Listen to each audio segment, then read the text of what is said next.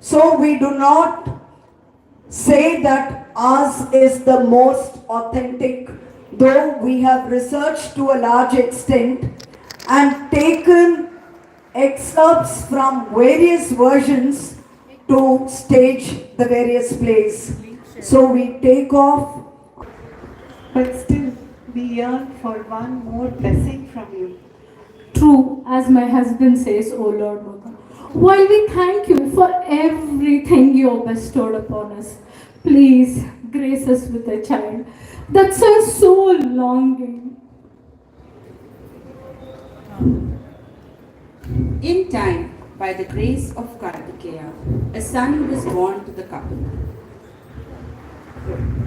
They named him Tinnan. He grew up to be an expert archer and led his people into hunting expeditions.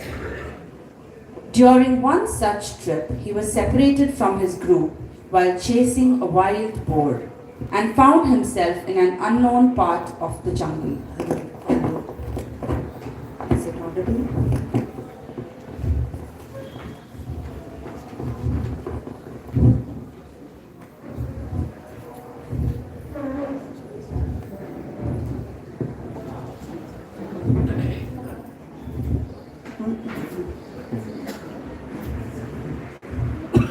As he tried to find his way back, he chanced upon a small shrine of Kudumi Devar, Shiva in lingam form. Tinnan was instantly attracted to the idol. He ran towards it and embraced the lingam. What a strange and overwhelming love I feel for you. உனக்கு ஏதாச்சும் பண்ண தோணுதே? I do not know any rituals that need to be followed for worship. All I have with me are some pieces of meat. Here, let me take the best pieces and humbly place them before you. Tinnan, who had roasted the meat on fire, had cut them into small pieces. He tasted each piece and kept aside the juicy bits in a cup made of a large leaf. He made an offering of these portions to the Lord. The priest at the shrine, Shiva Gocharya, was aghast the next day when he saw the meat at the altar. Shiva Shiva, enna apacharam? What is this? Perhaps some animal has done this? Let me get some water from the Ponmugali river. Clean up my lord. Shiva Gocharya left after cleaning the place and performing puja for the Lord. Tinnan, who felt a pull towards the Lord, continued to make daily offerings to the meat to the lingam.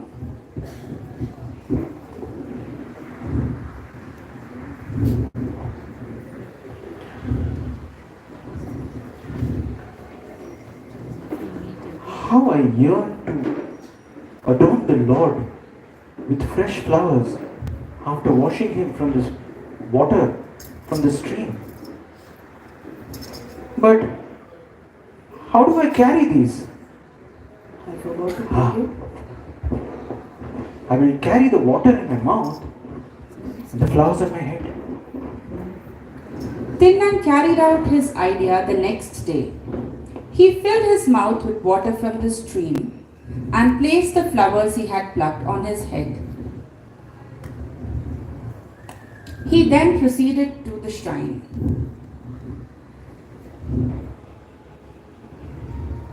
He performed Abhisheka for the lingam by spitting on it the water from his mouth, placed the flowers from his head on the lingam, and offered the meat he had hunted. He continued doing this every day. The Brahmin was repulsed and appalled by the spittles he saw on the Lord and the meat kept before him. Tears streamed down his eyes. உம்மை யாரு இப்படி அசுத்தம் படுத்துறாள்? Oh God, Lord, protector of the world, why do you allow such humiliation? Why do you bear such indignation from somebody?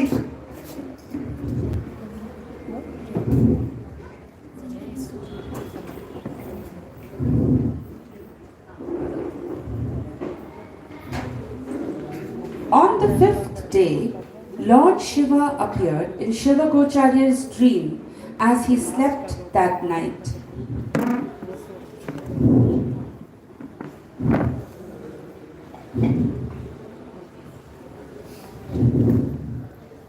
He who is doing all this to my idol is totally immersed in me. I enjoy the touch of his slipper-clad foot on my head as he removes the flowers that you so lovingly placed on my tresses. I feel it is Ganga herself who is bathing me as he spits out the water that he carries in his mouth. And I feel that the celestials are showering flowers down on me as he places the flowers from the tuft of his head to mine. And what can I say about the food he bites into and offers to me? It is like the food offered to me in yajnas. Stay in hiding around my shrine tomorrow and see for yourself the devotion of this devotee. So saying, Lord Shiva disappeared. Shiva Gocharya woke up with goose pimples at this vision. He carried out the Lord's command the next day.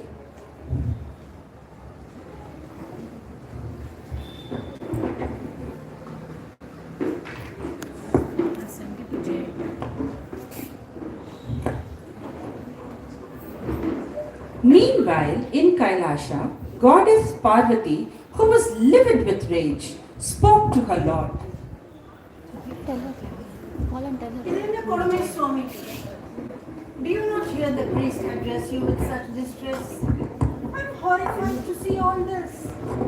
What brute is he who so defiles you? Swami. Beloved Parvati, I am touched by your concern and devotion. But one whom you call brute is my true devotee. He knows no rituals or practices, but loves me with all his heart and brings these offerings to me, what you deem as indignities.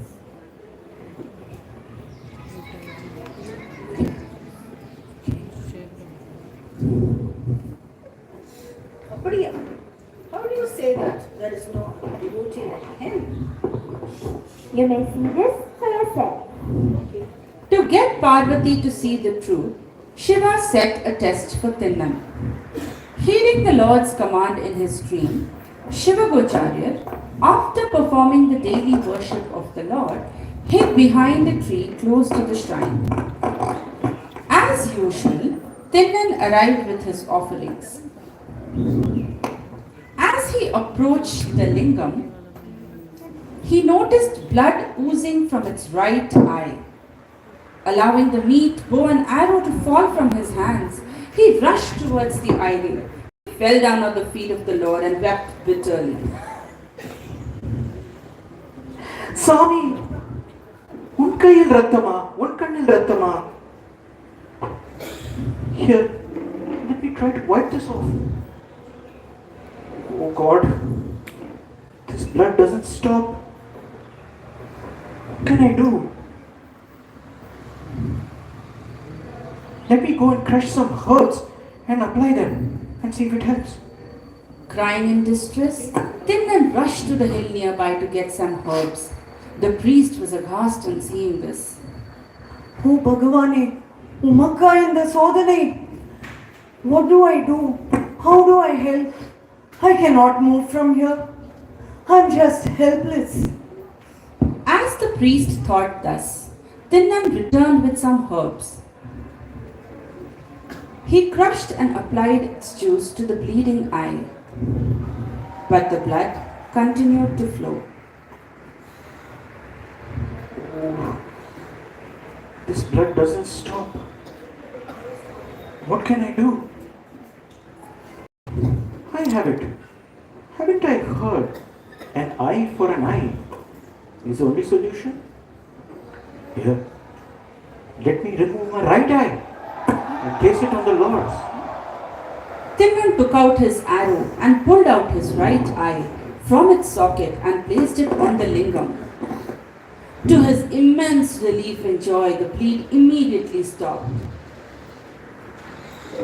He began to dance in joy. But Tinnan's happiness did not last long.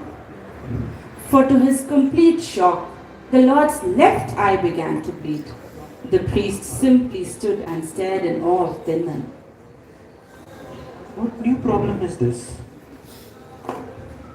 Now the left eye is bleeding. What do I do? I have no solution.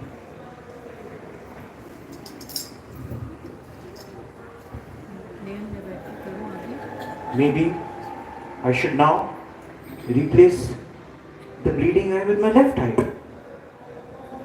But how will I know where to place it? Tinnan pondered a while and then an idea struck him.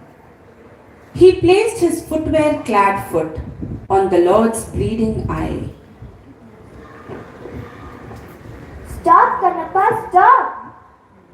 As soon as the Lord stood before him, the hunter regained his sight in the right eye. Swami! I am touched by your devotion and bestow my blessings upon you. I confer sainthood upon you, Tinnan. You will henceforth be known as a Nayanar, Kannappa Nayanar, the saint who gave his eyes or Kanna to Appan, the Lord. The Nayanars or Nayanmars were a group of 63 Tamil saint poets who lived during the 6th to 8th century CE and were devotees of Lord Shiva. They belonged to all castes representing almost all professions and callings. Except Tirumular, the other 62 saints were householders engaged in routine domestic duties. All of them attained mukti by sheer bhakti, love and service without any expectations. Along with the 12 Alvars, the Vaishnavite poet saints, they influenced the bhakti movement in early medieval South India. Thank you.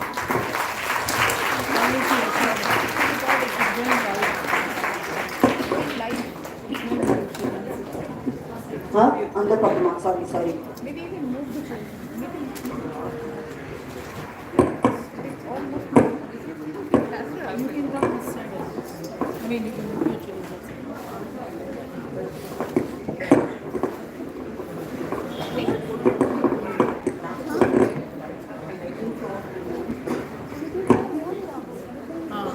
Landscape नहीं होगा तो YouTube में ना landscape करोगे तो वो portrait आएगा वो एक गड़बड़ है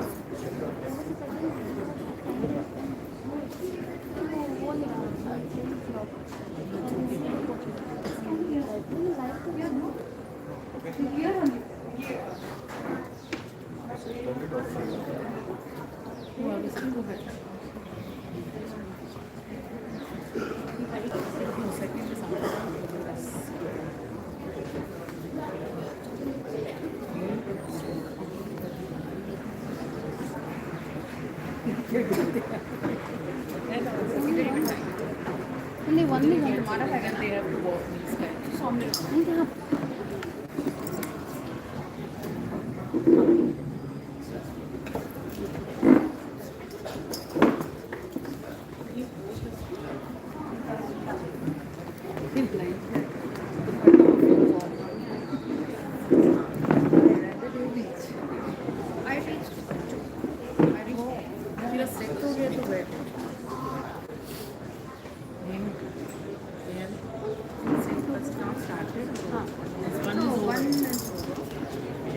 one story. It's 5:30, right? It starts by 5:30, I guess. Hello. ഞാനിങ്ങോട്ട് വന്നോട്ടോ clear ആണ് ഞാൻ ഉറങ്ങിപ്പോയി Hello.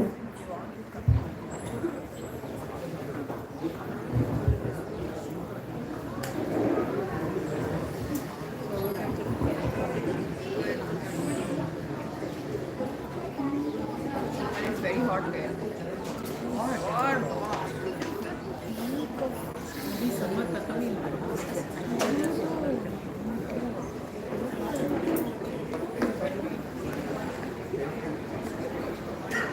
Oh, this time the stage is here. This is better. Exactly. Last time it was like very Congested and very close. This was much better.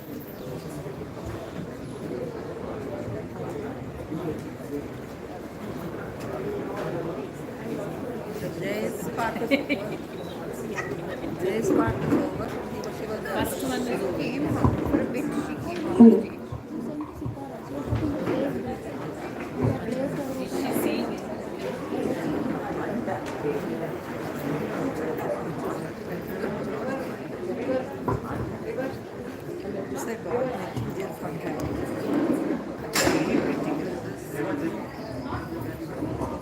I'll send it. It's not modern. It's not modern. It's cotton. Something like that. It's very nice. It's like modern. Yes, it's modern. It's so modern. ये तो ये थोड़ा light है next to satin और something it's not the model हाँ satin model है it's not silk model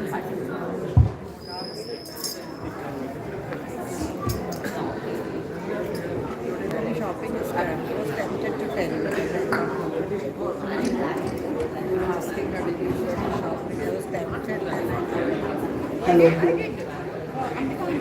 Asked me to buy, so I went to 7,000. Our second in the Bhakti movement, we are having the only female saint Check. of the Vaishnavite tradition, Andal. Andal, the youngest of the 12 Vaishnavite Arvas, the manifestation of Lord Vishnu's divine consort, Bhudevi, transcended down from Sri Vaikuntham to show the path of self-realization and the ways and means to realize God.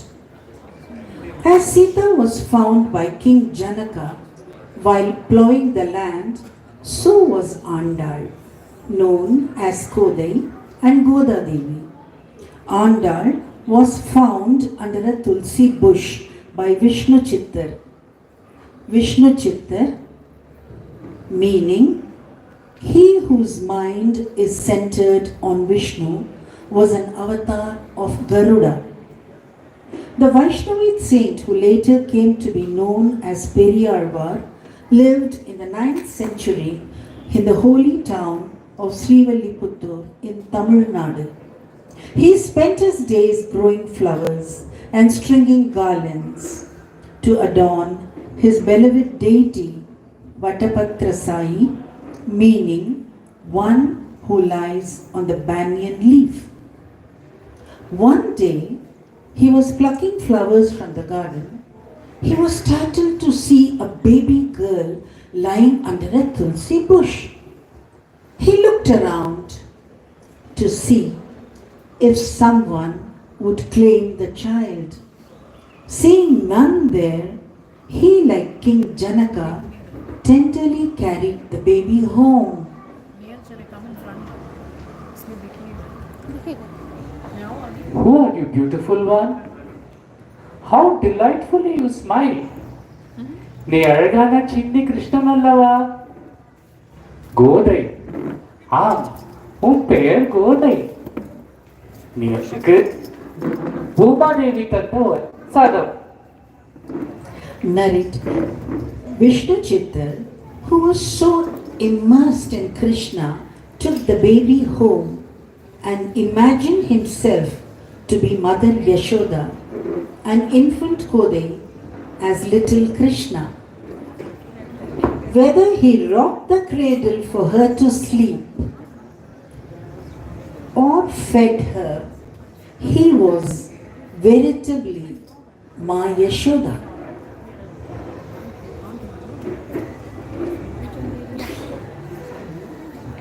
கண்ணே என் கண்மணியே கண்ணனே கண்பணராய் கண்ணே என் கண்மணியே கண்ணனே கண்பணராய் மண்ணுலகில் என் வாழ்வு வளபெற வதுரித்தாய் கண்ணே என் கண்மணியே கண்ணனே கண்வளராய் தாரேலோ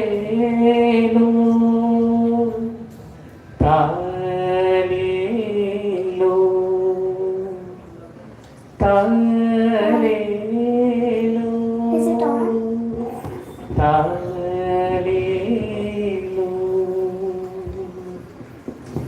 Vishnu Chittar's adoration of the Lord intensified further in his daughter, so much so that Godai herself longed for Sri Krishna and was passionately in love with him. Appa, tell me more stories of Krishna's life in Vrindavan.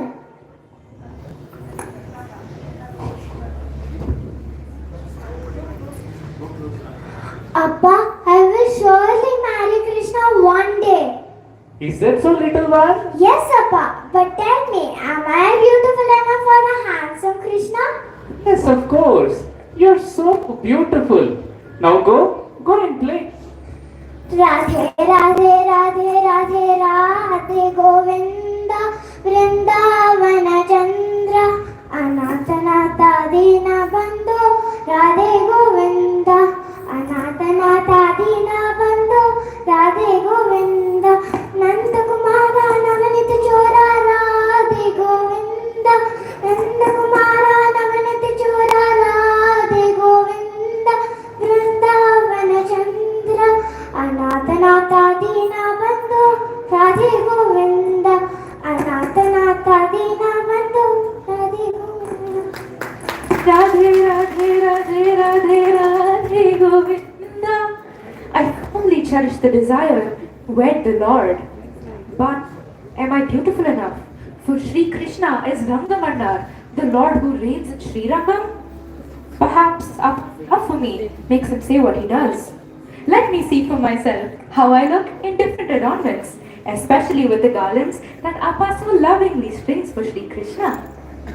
Thus began Godai's tryst with the garlands that Vishnu Chatra made for the Lord every day. She would wear it around her neck and look at her reflection in the well at the back of their house to admire her beauty. Am I looking beautiful enough for Sri Krishna? I suppose I do, but maybe I could look better than this. Young Godai would then remove the garland and place it in the basket for her father to carry to the temple to adorn the Lord. Vishnu Chitta was totally unaware of his daughter's daily act. One day, as he picked up the basket of garland to take to the temple as always, he noticed a strand of Godai's hair on it. Apacharam, what blunder was I about to commit by placing these garlands, which are impure, around the Lord? Oh Bhagavane, என் அபராதத்தை க்ஷமித்து விடுங்கள். I should have been more careful in stringing these garlands, ensuring their absolute sanctity. Godai, how did you allow your hair to desecrate the Lord's garlands? Appa, I placed the garland in my hair to make sure I look beautiful enough to be worthy of Sri Krishna. Apacharam, I should throw these garlands and string fresh ones for the Lord. After reprimanding Godai, Vishnu Chitta offered a fresh garland to Sri Krishna, begging him his forgiveness yet again. But the Lord, who was unhappy with Vishnu Chitta's act, appeared in his dream that night.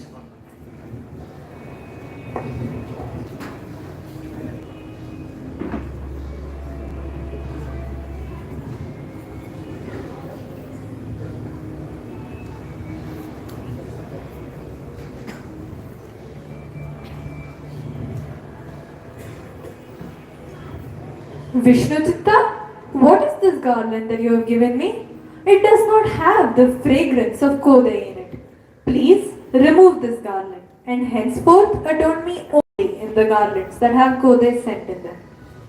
Vishnu Chitta woke up in cold sweat. He was overcome by emotions of joy and remorse. Tears streamed down his face. My dear Godai, how did I fail to see your intense and pure love to Lord Krishna? என் செல்லமே, நீ கோதை அல்ல, நீ சூடி கொடுத்த சுடற்கொடி Nachiyar. You're Andal, the one who rules over the Lord. Your spiritual greatness is such that Lord Krishna himself desires to share your presence. Andal continued to first adorn herself with the Lord's garland, which was then offered to the deity at the temple by Vishnu Chittar. But with each passing day, Andal's boundless yearning for the Lord only grew.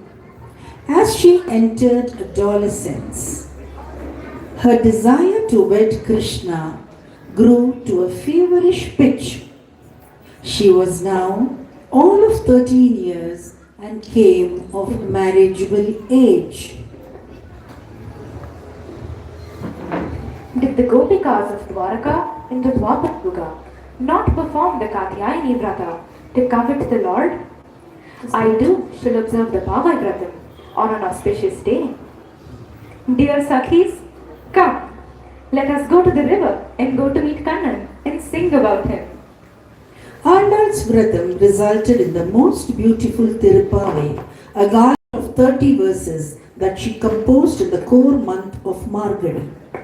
Lord Krishna also says in the Bhagavad Gita that if among the seasons I am Vasantam, among the months I am Margari.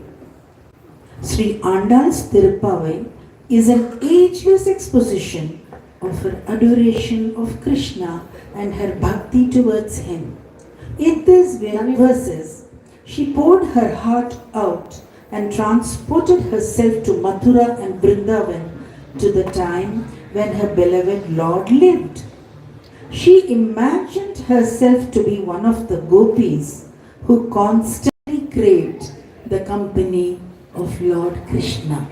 Margari tingal madi niraindha nannalal neeradu poduveer podumi neriyir seemalgumai paadi selva siranilal kurvel kodantalilan nanda gopan komalan yeranga kannir yashoda ilam singam karmeni singam kadir madiyam pol mugaltan narayanane namakke paritarvar paror pugala padindeloram bhavai margari tingal.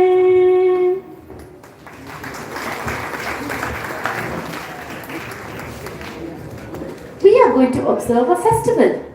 But are you sure there will not be any impediments that will prevent us from observing the noble? It was sage Vasishta who had fixed a date for the crowning ceremony of Lord Rama. It is said that a good deed has 1,000 impediments while a bad one has none. All the subjects had prayed to their Ishtadevata for the crowning ceremony to go on without any hindrance. Even Lord Rama and Sita had prayed to Lord Aranga throughout the night. But the crowning ceremony never took place. Why? Why? It is very strange. He stopped his own Pattabhishekam so that the crowning ceremonies of his devotees, Paduka, Sugriva and Vibhishana could take place first. All his deeds and actions are strange. Did he not convert a stone into a woman Ahalya? Even as a crawling baby, he killed Shakatasuran. He consecrated the river of Ganga and made it sacred. He created Uttara's womb, Parikshit. All his leelas are strange.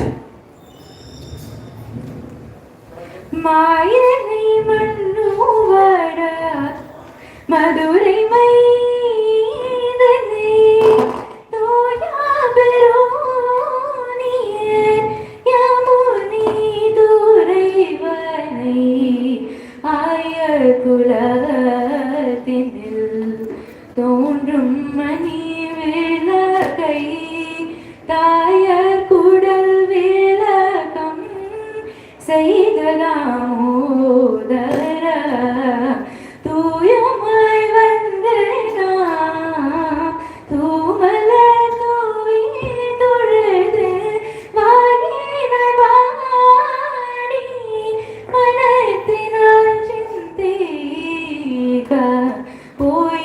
பிறையும் புகுதருவான் நின்றனவும் தீயனில் தூசாகும் செப்பேலோரும் மாயனே.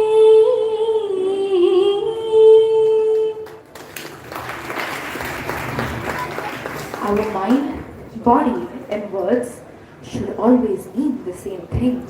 That is, one who thinks of something in his mind, speaks of the same, and does the same thing with his hands is called a Mahatma or a noble soul. Andal's craving for Rangamanar manifested as outpourings through the 30 verses of Tirupavai. Andal, through her composition, imagined herself offering a kara adisal to Sri Rangamanna, asking him to fulfill her aching, burning desire for the divine union with him. கூடாரை வெல்லம் சீர் கோவிந்தா உண்டன்னை பாடி பைகுண்டு யாம் பெரும் சம்மானம் நாடு புகழும்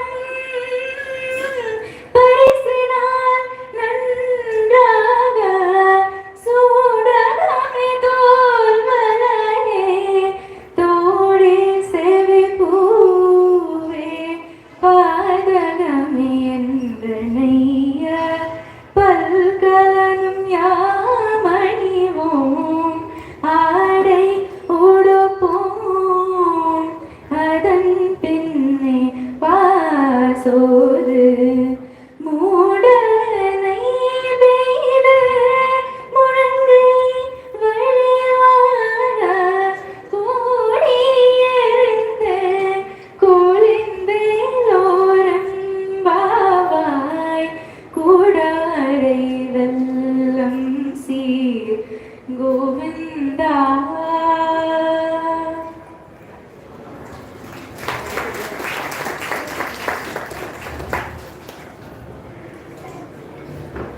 It's time, my dear, for you to leave your father's house. You have to get married, my child. Papa, you know my longing is only to marry Sri Rangamanar, the Lord who reigns in the temple town of Sri Rangam. If you wish to get me married to mere mortals, I shall not wish to live. I shall not allow you to do so. I shall wed Paraman alone. My connect is only with him and none other. How is this ever possible? Oh Bhagavane, what will become of my child? Vishnu Chitta despaired. Yet again, to his surprise, Lord Ranganatha appeared one night in his dream. Simultaneously, he also gave a vision to the presiding priest at the Srirangam temple.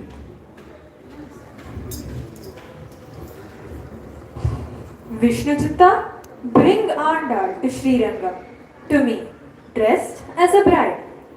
My bride is coming. Welcome her and make all preparations for the wedding.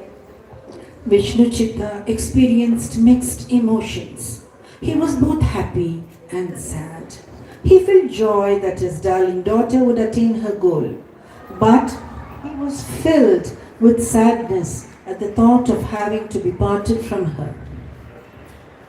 My dear child, the Lord bids me to take you to Srirangam and give your hand in marriage to him.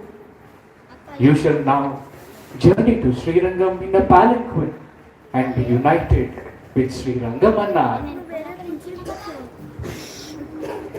வங்க கடல் கடைந்த மாதவனை கேசவனை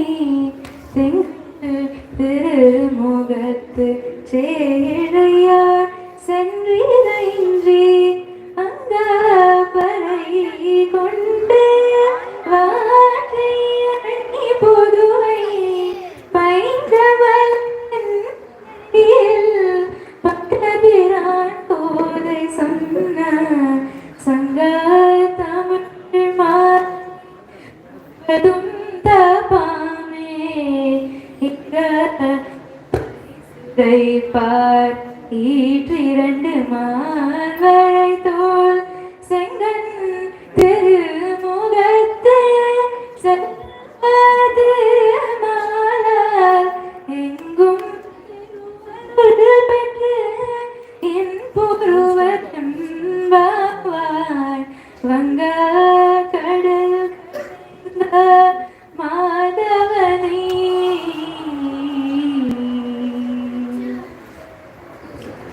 Andal's joy knew no bounds. She waited with excited anticipation at the forthcoming wedding when she would be one with her beloved. She could barely contain herself when the palanquin reached the temple doors of Srirangam. She jumped out of it and ran to the sanctum sanctorum. She embraced Sri Ranganatha and merged into him as those present watched in shock, disbelief and amazement at her miraculous merging with the Lord. She was only 15. Thank you.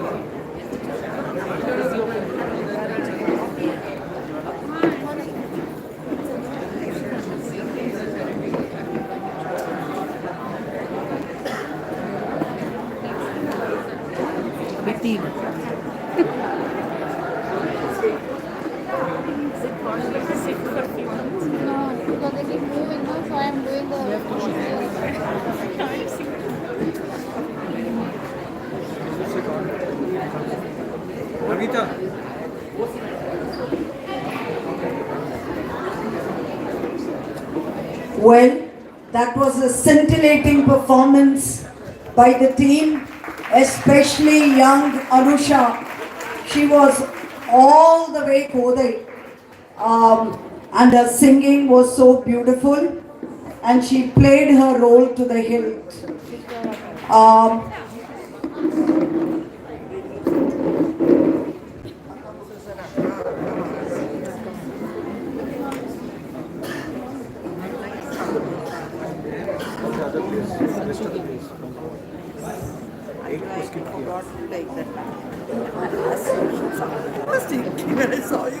While the cast of the next play gets ready, why don't we quiz you a little on the plays you have just seen?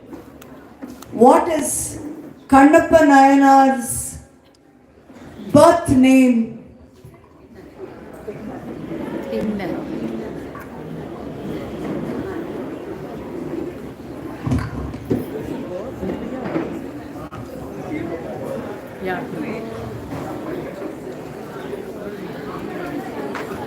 There are just a few pens up for grabs. So, what was the birth name of Kannappa Nayanar? Yes, ding ding ding ding.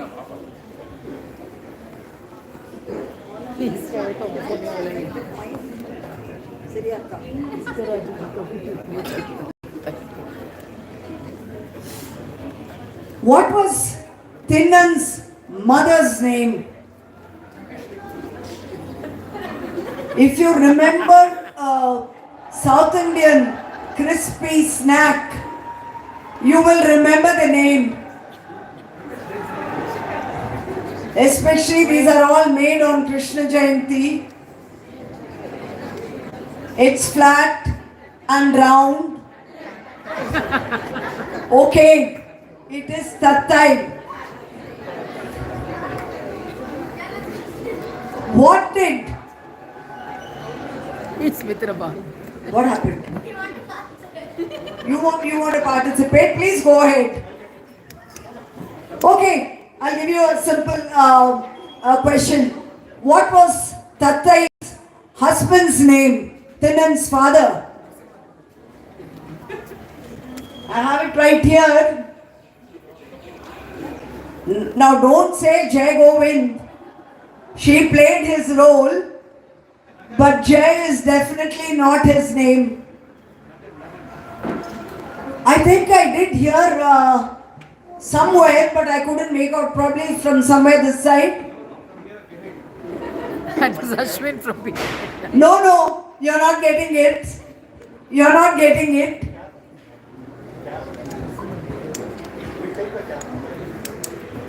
You will share, huh? One the cap, one the bottle. Three of you there. Huh? You can have it, provided you are willing to catch, not dropped catch, huh? Like it happened sometime today, early in today's test match. Is our team ready? Yeah. So we come to What's her name? another female saint, very much from the land in which we are all currently living. I'm sure you can make a guess. Akka Mahadevi. So we have Akka Mahadevi now.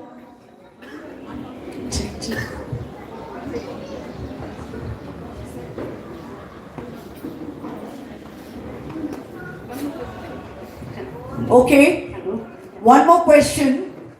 Our Akka is wearing the vibhuti. So, one more question. Who do you think Akka Mahadevi met?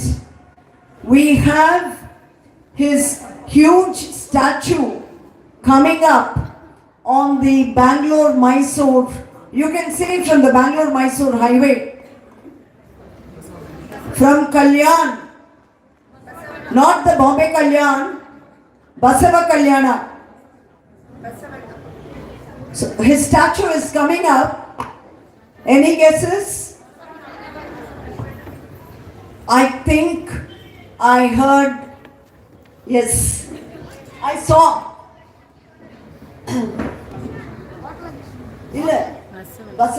Basaveshwara. His statue is what is a huge one which we can get to see from the flyover on the Bangalore-Mysore highway, closer to Bangalore. Is that over? Oh, there we go now. Akka Mahadevi for y'all. She's so excited.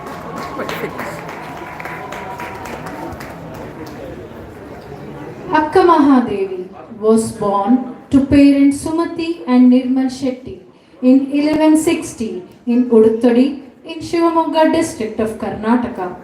Born into a devout Shiva Bhakt family, it was no wonder that even as a child, Mahadevi worshipped Shiva with a fervor that evoked in her a profound yearning to be united with him as Channamallikarjuna, her spouse.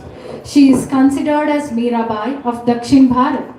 Her Linga Diksha performed by her guru when she was below 10 years intensified this longing. She was indifferent to the material world and spent much of her time worshipping her Channamallikarjuna.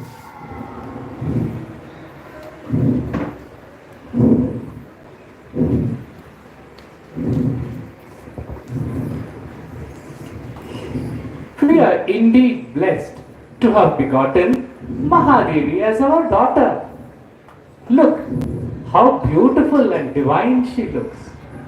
Yes, our long years of wait for a progeny has been well worth it. Look how, unlike other girls her age, she spends her life worshipping Shiva. Mahadevi grew up an epitome of beauty and grace. King Kaushik, a Jaina king who once spotted her in a crowd, was mesmerized and smitten by her stunning looks. He approached her parents, asking her hand in marriage. Mahadevi was then 14. Beloved parents of a bewitching lass, I wish to wed your daughter. We are honored at your request. We would be happy to have you wed our daughter. Mahadevi, who witnessed this exchange between her parents and the king, much like the women of present times, spoke her mind to her mother. Dear Amma, I fail to understand your enthusiasm at this alliance. How can I, when I've already married Channamallikarjuna, wed yet again? Did he not come in my dreams and make me his wife? What insanity is this, Maha? Worshipping the god is fine, but marrying him, that's impossible. Even to get a glimpse of that supreme, one must have merits of 1,000 births. Moreover, he's that spiritual one who's everyone's father and mother. You must have a husband in this world. ಇಹಕ್ಕೊಬ್ಬ ಗಂಡನೆ ಪರಕ್ಕೊಬ್ಬ ಗಂಡನೆ ಲೌಕಿಕಕ್ಕೊಬ್ಬ ಗಂಡನೆ ಪರಮಾರ್ಥಕ್ಕೊಬ್ಬ ಗಂಡನೆ. Except for Channamallikarjuna, every other man is like colored puppet behind the cloud. Enough of your rebellious behavior. Look at the likes of Sri Basavanna, Allama, and others. Do they not love Shiva? Are they not his fervent devotees? Like Sri Basavanna says, Kayakave Kailasa, work is worship. And as a woman, you should as well discharge your duties as ordained by God Himself. Yes, your father is absolutely right. As a woman, do I and several others like me not discharge our ordained responsibility as wife and mother? Marriage and childbirth are essential aspects of womanhood, an engine for enhancing spiritual growth. That's the best way to worship God. And you, by marrying the king, will be able to serve the world better in the capacity of a queen. You will be able to help the poor and the needy. Amma, why don't you just let me be when I say I'm already married to Channamallikarjuna? You are still immature at 14. You will learn about life and its meaning once you get married and have babies of your own. We have decided that you will wed the king. Let us have no more foolish arguments about this. A most distraught Mahadevi was left to weep at her fate. She clung to the lingam in the puja room and shed copious tears addressing her beloved. Do you not realize I'm a slave bound to you? Do not cast me away, O Channamallikarjuna. It is you alone I yearn to be with. Please accept me. Ranting thus to her lord, young Mahadevi cried her heart out and fainted on the lingam. In this delirious state, she felt a pair of white arms hold her in a tight embrace. She then heard the Lord's mellow voice whisper in her ears, I will meet you at Sri Sailam. Come there as I wait for you. Mahadevi was transported to a state of bliss as she heard the sweet voice. She was neither conscious of her body, her physical being, nor of her surrounds. She was floating in ecstasy in space, blissfully unaware of all that was happening around her. All she felt was her Lord's presence. She continued to chant his name. In the state of entranced rapture, she was dressed as a bride.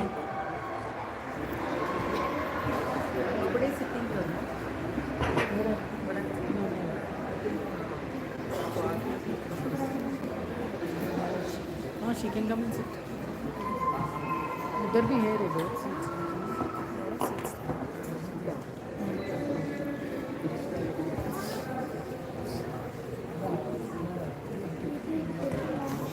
Don't show your bum, please. Don't show your bum,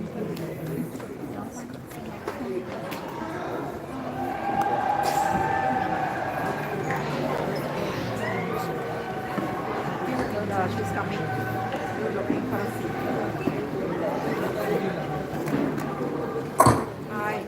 I was just wanting to tell you there's a seat here. Worried about visuals. Yeah. Just came. I saw it. We should have kept there. Her wedding ceremony was performed much to the relief of her parents, who found her diseased state convenient to achieve their aim.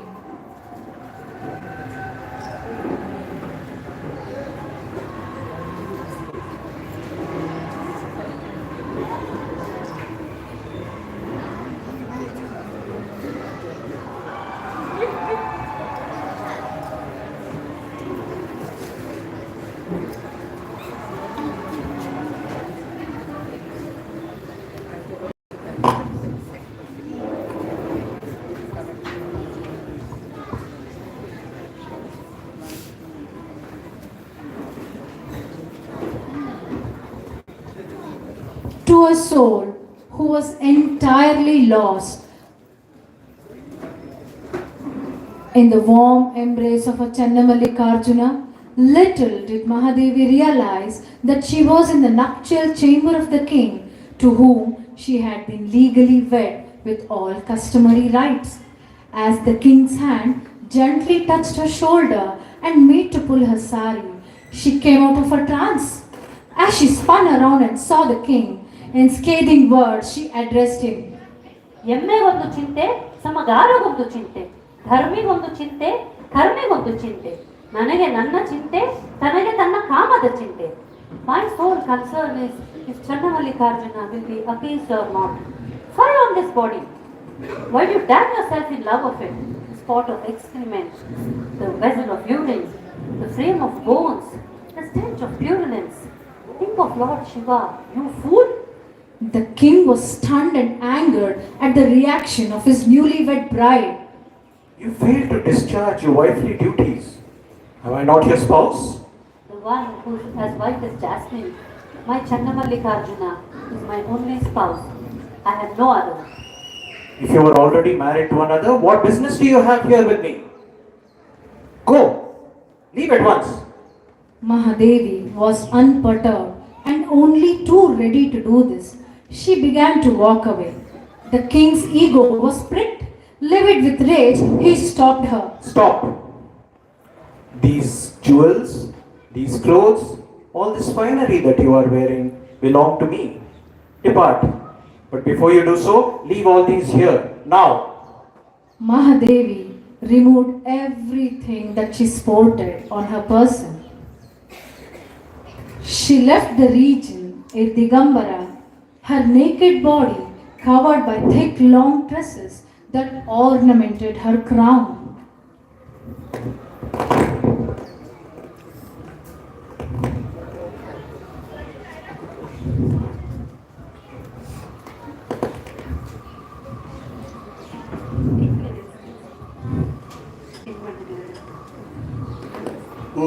As she left home,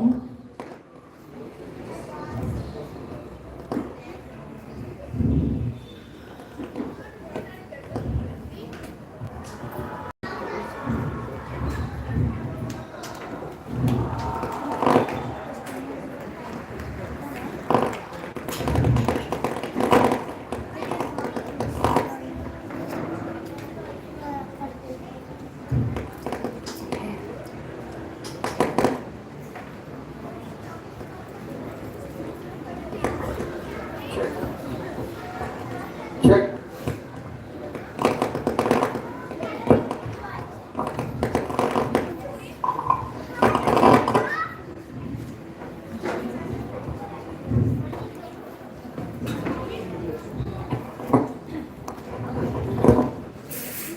So let's sit down.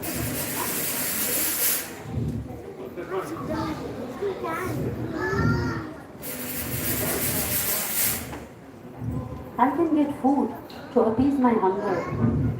The water from the water lakes, ponds, and well will suffice to quench my thirst. The shelter from cold, the discarded rags will do the purpose. The shelter of the temple will serve to shelter my body. But for me, O Channamallikarjuna, you are my soulmate. as she undertook a long and arduous journey through forests and rough paths, people along the route expressed shock and disgust at her lack of modesty.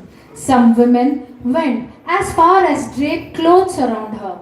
Mahadevi discarded them and was completely undisturbed.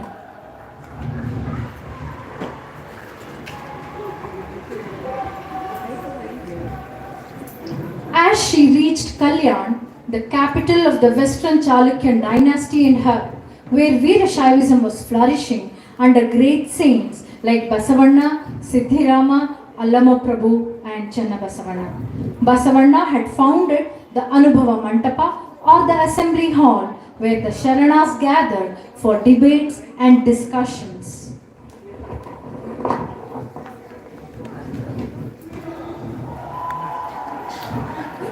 What sacrilege is this? Who is this woman who comes here bereft of clothes, lacking modesty and decency? Allamaprabhu was aware of Mahadevi's divine disposition, but he decided to dispel all doubts that the assembled skeptics entertained about her. Why have you come here in the prime of your youth? Our saints resent the sight of a young woman whose company they consider poison. If you can reveal the name of your husband, you can join the fellowship of these saints, else you may depart. I was engrossed in penance for many years so that Lord Shiva might become my husband. And my own people got me married to Lord Shiva by smearing the ash on my body and tying the marital bracelet on my wrist. Channamallikarjuna is my only husband in any world. If you go about in the state of stark nakedness, will not this lewd world react madly about it? You claim that you have gotten rid of shame and guilt. People, male and female, blush when a cloth covering their shame comes off. When the Lord of all lives lives drowned without a face in this world, how can you be modest? When all the world is the eye of the Lord looking everywhere, what can you cover and what can you conceal? Yet you hide much of your body in this cascading hair. Isn't it a sign of egoism to say that you have cast off all feelings of shame and attachment? Is it not proof that you are not what you claim to be? Yes, I have covered parts of my body with my flowing tresses. It isn't for me, it is for the people who aren't accustomed to looking at a female body in this fashion. I have partially covered it. As I have totally surrendered myself to Lord Channamallikarjuna, I have utterly extinguished all the feelings of bodily existence. I neither have the need of it nor the sense of it. My innermost purity is of paramount importance to me. Can you be one with God and still have this human form? Does the sandalwood cease its fragrance when it's cut into pieces? Would gold, when it's beaten and heated, lose its luster? Does the sugar cane lose its sweetness when it is squeezed and crushed and then heated? Akka, your body is female in appearance, but truly you are merged with God. Prabhu and the assembly of saints at Kalyan, realizing her divine persona, conferred upon her the title Akka or elder sister. In the Anubhava Mantapa, Mahadevi fearlessly discussed and debated various issues relating to philosophy, social reforms, and spirituality. Yet, after spending several months here, Mahadevi's yearning for her Lord intensified. Go, Akka, go. Go to Sri Saila's Kadalivana, where you can merge with your one and only Channamallikarjuna. At a mere 25 years, Mahadevi had reached an exalted spiritual status. As she took leave of the assembly of Sharanas at Anubhava Mantapa, tears streamed down their eyes as they had developed tender, paternal feelings towards the young girl. ಭಾವೋದ್ರೇಕಗಳನ್ನು ಸೋಲಿಸಿ ದೇಹ ಚಿಂತನ ಮತ್ತು ಮಾತಿನ ತ್ರಿಮೂರ್ತಿಗಳಾದ ನಂತರ ನೀತಿಯನ್ನು ಕೊನೆಗೊಳಿಸಿ ಒಂದಾಗಿ ಮಾರ್ಪಟ್ಟ ನಂತರ ನಾನು ಮತ್ತು ಸಂಪೂರ್ಣ ದ್ವಂದ್ವತೆಯನ್ನು ಮತ್ತು ಏಕತೆಯಾಗುವುದು ನಿಮ್ಮೆಲ್ಲರ ಅನುಗ್ರಹದಿಂದಾಗಿ. Lakshmi Oshananas, thank you.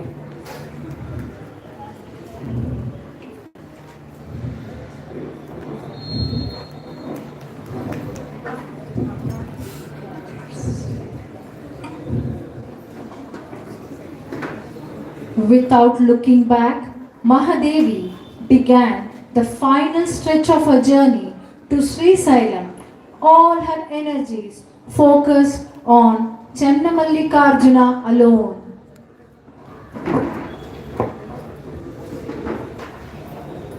Her joy knew no bounds when she discovered Kadalivana in the vicinity of the Mallikarjuna temple. She was near her journey's end and her quest for her Lord. She spent the rest of her short life in a cave in its precinct in deep meditation. ಕಿಡಿ ಕಿಡಿ ಕೆದರಿದೆಡೆ ಹೆನಗೆ ಹಸಿವು ತೃಷೆ ಅಡಗಿ ತೆಂಬೆನು ಮುಗಿಲು ಹರಿದು ಬಿದ್ದೆಡೆ ಹೆನಗೆ ಮಜ್ಜನ ತೆರೆದೆರೆಂಬೆನು ನಿಧಿ ಮೇಲೆ ಬಿದ್ದೆಡೆ ಹೆನಗೆ ಪುಷ್ಪವೆಂಬೆನು ಓ ಮಲ್ಲಿಕಾರ್ಜುನ ಶಿರ ಹರಿದು ಬಿದ್ದೆಡೆ ನನ್ನ ಪ್ರಾಣ ನಿಮಗರ್ಪಿತೆಂಬೆನು. Do I not see the absolute in everything? Every tree is a kalpavruksha, every bush is a sanjeevani, every place in the cosmos is tirtha, every water body contains amrita, every pebble is veritably a chintamani gem. O Channamallikarjuna, your fragrance is in my every breath, your form is mine. Now that I know you, there's nothing else to know. Akka Mahadevi became that bee that drank the nectar of Channamallikarjuna and soon merged into him. A radical personality of her times, she fought prevailing societal norms and gender bias. A paradigm of defiance in the Bhakti movement, she is believed to be the first woman to have written vachanas in Kannada literature.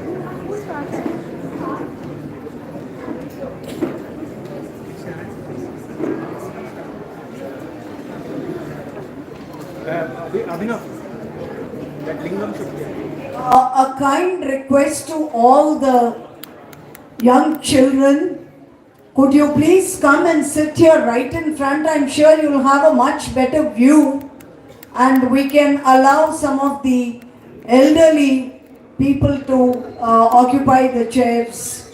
A kind request to all little ones. I'm sure you'll be able to see much better being right in front of the stage.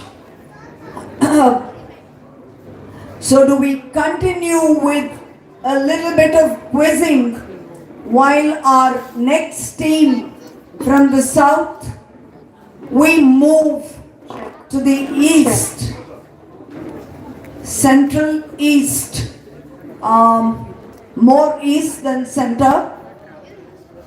I'm sure all of you are familiar with these 24 verses which are very popularly known as Ashtapadis. Any guesses who is the saint we are going to?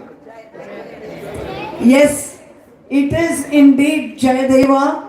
I have two mummies who have given me the right answer, Revati auntie and Dharmo auntie.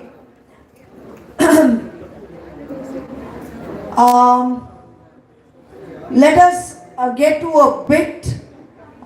Who was the king who wanted to marry? The name of the king? I know, Ashwin, it's you. So who was the king?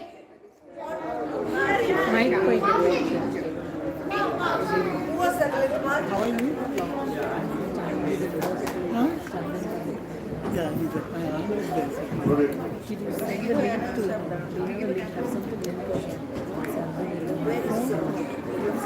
Live stream. Might. I'm not in the circle. It's there in the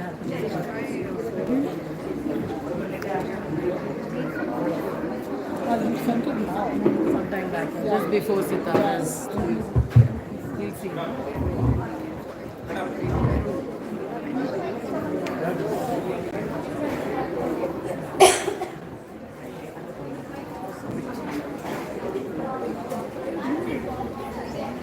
Huh? Ball pen? Why? If it's gel. School you can use gel, is it? Okay, but these are ball pens. Right. Getting back to one of the earlier plays that you've already seen, whose incarnation was Andal? You were both in Andal. Let me ask somebody from the audience.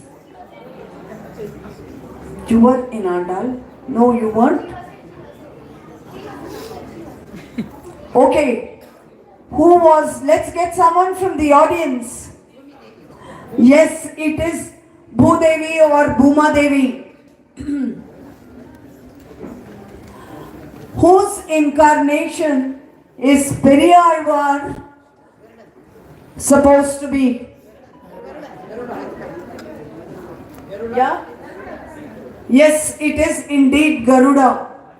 Now, Periyalvar was also known as Vishnu Chittar.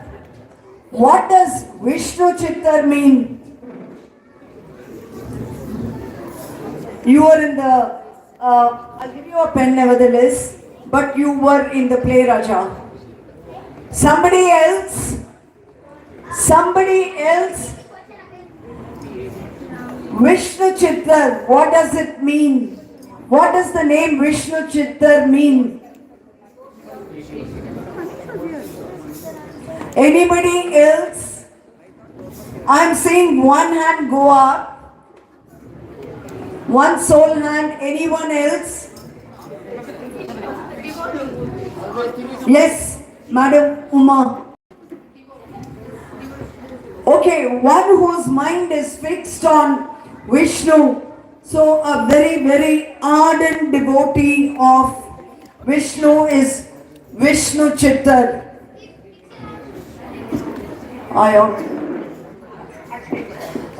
Andal wanted to marry Krishna as whom? Krishna's another name, as he resides in Sri Rangam, his abode. Ranganath. Okay, it is indeed Rangamanath. Are we ready? Okay.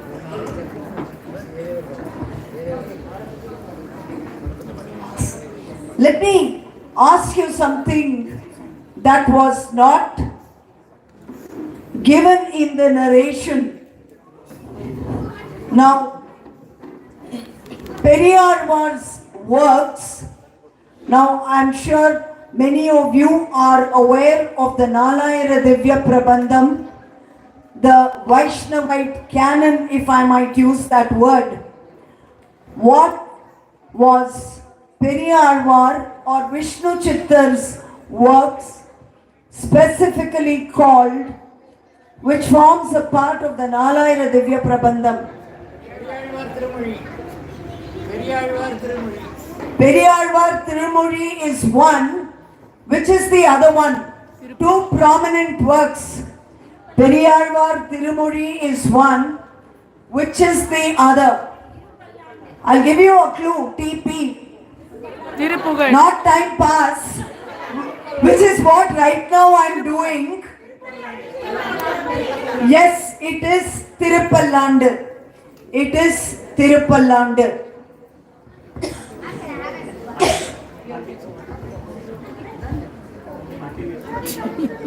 You're good? Okay, our cast for the next play is ready. So here we go with the composer of the Ashtapadis, or Gita Govindam. It is a short life sketch of Sri Jayadeva from Orissa. Though scholars have surmised from Jayadeva's writings that he was born in a village called Kendubilwa in Odisha, three Indian states claim ownership over Jayadeva: Bihar, Kenduli village near Mithila; Odisha, Kenduli Sasan village near Puri; and West Bengal, Jayadeva Kenduli village. Yet again, while some accounts claim his parents were Narayan Shastri and Kamlabai, others believe they were Bhojadeva and Vamadevi. No matter where he was born or what was the name of his parents, Jayadeva is the first poet who eulogized Lord Jagannatha as Radha and Krishna who are mingled together. His magnum opus, the Gita Govindam, is an immortal classic and though composed over 800 years ago, continues to enthrall audiences and spectators to every art form, be it music, dance, drama, painting, sculpture or poetry. Let us take a brief and panoramic journey into Jayadeva's life and capture glimpses of some of the miraculous moments associated with him.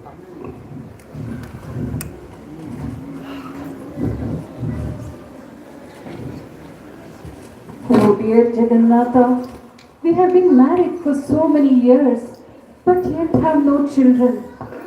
I know my husband does not desire for one, but I cringe at the weight of being labelled a barren woman. You, the ever-merciful Supreme, will not bless me with a beautiful and virtuous son and free me from the blame of being called so.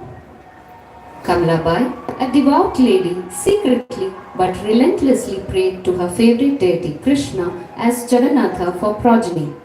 Jagannatha appeared in her husband Narayan Shastri's dream one night. Shastri, your wife's prayer will soon be answered. You will beget an illustrious son.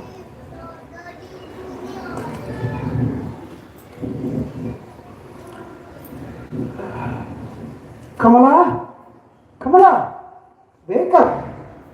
Did you pray to Lord Jagannatha asking to be blessed with a child? Lord Jagannatha appeared in my dream and he said he will soon be blessed with a noteworthy son. These words fall like nectar in my ears. Yes, I have been praying for such a boon. Do you not realize, you foolish woman, that asking for such a petty boon, you have wasted all our tapas of many years, and for such a selfish motive, by not praying for the Atma attainment, you have ruined us. An infuriated Shastri stopped talking to his spouse. Kamlabai made vain attempts to appease him with profuse apologies, but they fell on deaf ears. As a day or two passed, a holy Brahmin who visited them reconciled them after learning of their predicament. Who can go against the will of Jagannatha? It is his Leela that you should be blessed with a virtuous son who will attain name and fame as a great saint. Shastri was appeased as he felt the Lord himself had appeared in human form to deliver these words to him. In due course of time, Kamlabai gave birth to a male child, whom they named Jayadeva.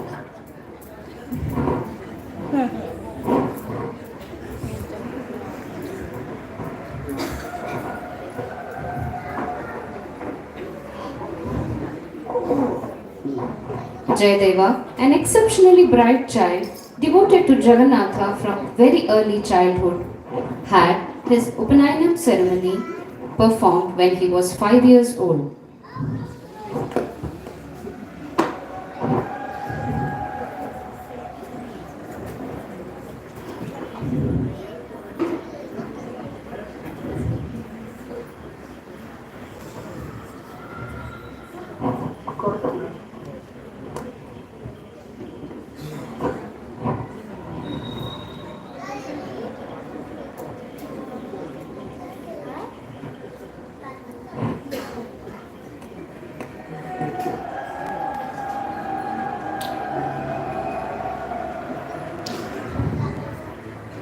He mastered the Sanskrit language as a youngster and studied all the sacred scriptures.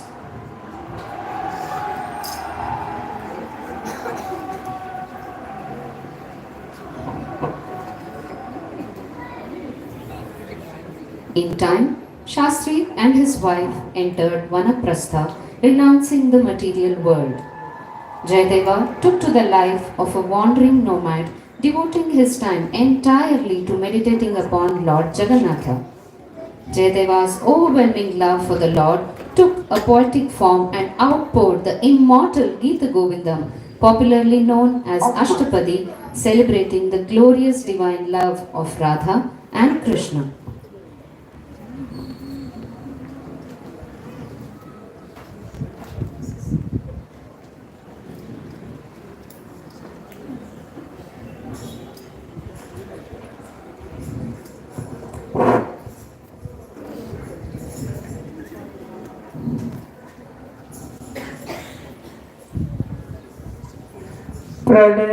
प्रणयपयोधि जले केशव धृतमानसि वेदम् केशव विहितवहित्र चरित्रमखेदम् केशव धृत मीरशरीर जय जगदीश हरे केशव जय जगदीश हरे श्री जयदेव कवि केशव इदमुदितमुदारम् केशव शृणु सुखदं शुभदं भवसारम् केशवाधृत दशविधरूप जय जगदीश हरे केशव जय जगदीश हरे जय जगदीश हरे जय जगदीश हरे. According to a certain legend, a gardener's daughter who was so mesmerized by Jayadeva's Gita Govindam, learnt it and would sing it profoundly with great emotion in a beautiful voice. क्षणमधुना नारायणम् अनुगतमनुसर राधिके क्षणमधुना नारायणम् किसलय शयन तले कुरु कामिनी चरणनलिन विनिवेशम् तव पद पल्लव वैरिपराभवम् इदमनुभवतु सुवेशम् क्षणमधुना नारायणम् श्रीजयदेव भणितमिदमनुपद निगदितमधुरिपुमोदम् जनयतु रसिक जनेषु मनोरम रतिरसभाव विनोदम् कृष्णाक्षणमधुना नारायणम्. The Lord himself was so enchanted by her singing that one day he left his shrine and followed her till she finished singing. The Lord's robes, cotton brambles, became dust-ridden and torn by thorns.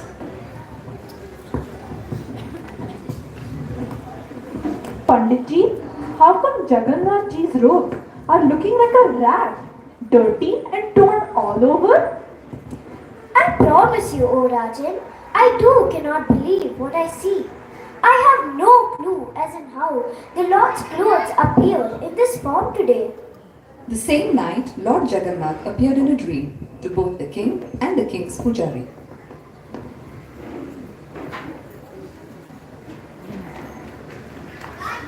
My clothes became dirty and torn. As I was following the gardener's daughter, mesmerized in her rendition of Jayadeva's Ashtapadi. Nobody is to be blamed for this. You will find pieces of my robe caught in the thorns and brambles in the forest. The following morning, true to the vision they had had, a piece of robe of Jagannathji was found, tattered and caught in the shrubs. The king summoned the girl to his court the following day.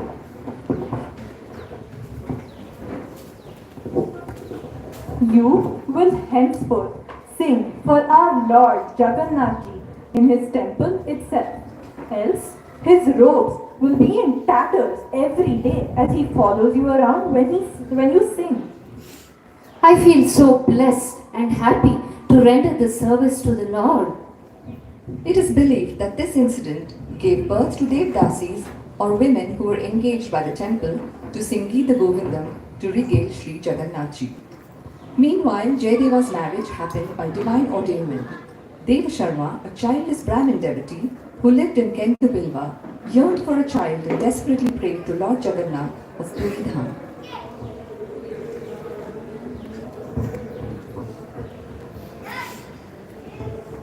Beloved Jagannatha, please cast your merciful eyes upon me and bless me with children.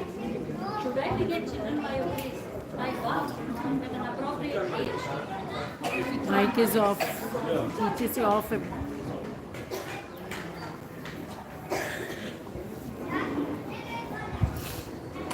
Hello. Beloved Jagannatha, please cast your merciful drishti upon me and bless me with children. Should I beget children by your grace, I vow at an appropriate age, I will offer my firstborn child at your altar to serve you. Being benevolent, the Lord blessed Deva Sharma with a daughter first and then with a few sons.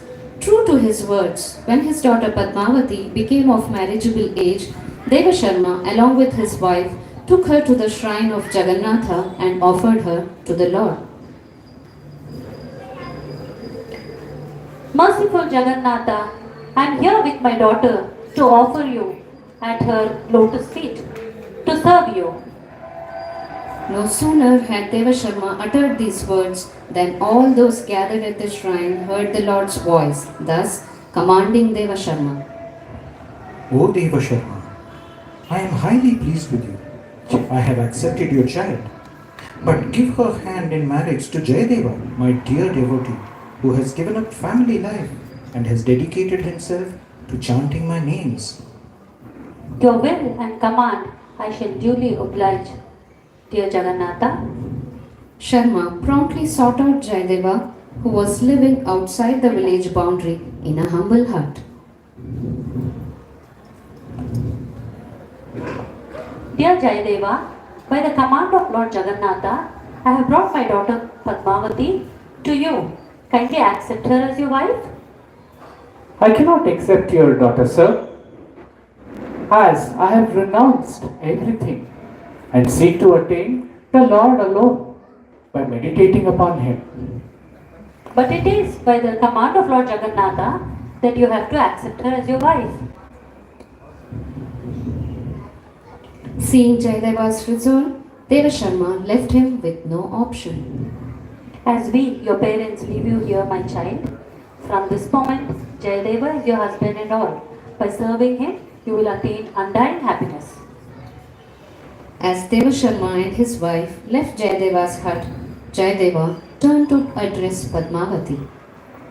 Your parents have gone away, leaving you here. How are you going to live in this dreadful forest? You cannot stay here though. Tell me, where should I leave you? My father brought me here to marry you upon Lord Jagannatha's command. You are my husband, my all. Where will I go if you abandon me? I will fall at your feet and give up my life right here. What she says is true. I cannot commit a sin by abandoning her. I will accept her as my spouse, as ordained by Jagannatha himself. Even though they were poor, The saintly couple Jayadeva and Padmavati were pure of heart. They worshipped the Lord with pure love and devotion. They never ate a meal without first offering some to some guests.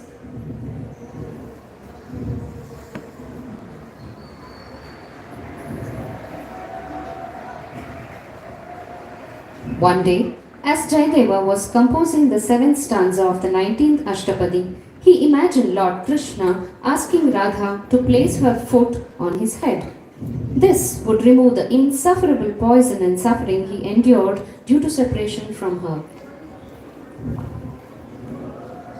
हे प्रभु, इहा तुम्हारा Cathay अपमान, मोह मुंडरे ही परिचित काही की असिला, राधा तुम्हा मुंडारे तंका पादरखी में. I'm not getting appropriate words to complete this stanza. Let me take a break from this composition. Padma, I'm going to the river to take a bath. Lord Jagannatha, who knew Jayadeva's dilemma, came to his house in the guise of Jayadeva.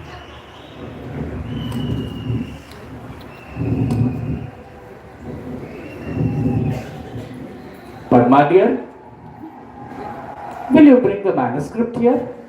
Let me complete what I have started. Yes, here it is. I guess the words formed in your mind and you came away without going to the river. Yes.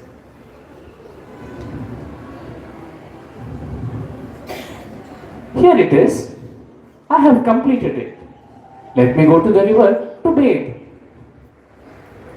Jagannatha had barely taken leave of Padmavati when Jayadeva returned after his bath. Padmavati was puzzled. My dear Lord, how is it that you've come back so quickly without a bath? Is it another brainwave of an idea that came to your mind? Did you come back to pen the words in the manuscript yet again? When did I come back here, Padmavati? I'm just returning from the river after a bath. I did not come here to write anything in Gita Govindam. You must be dreaming. No, my lord. I can vouch you were here just a little while ago. You asked me to fetch you your manuscript and you wrote something in it before leaving to the river. A perplexed Jayadeva rushed to see his manuscript. The seventh stanza with which he could not proceed was neatly penned down just as he had visualized it. He was ecstatic as he realized that it was Lord Jagannatha's handiwork and Leela. Oh, Padmavati, look! How exceedingly this poem has been written. Who has written this exceedingly beautiful poem? I could not have written like this. It's Lord Jagannatha himself who has written this. Place the noble sprout of your foot as an ornament on my head. It dispels the poison of love in separation. Smaragarada khandanam mama shirasi mandanam dehi pada pallava udaram jvalati maidano madana kadanano harati tadupahita vikaram priye charushile. Padma, my dear, you are indeed blessed to have had darshan of Sri Jagannatha and your life has been made worthy. You had the good fortune to see him. But I am so lowly that I did not get that opportunity. It is said that the Lord dedicates himself to his sincere bhakta just as the devotee dedicates himself to the Lord.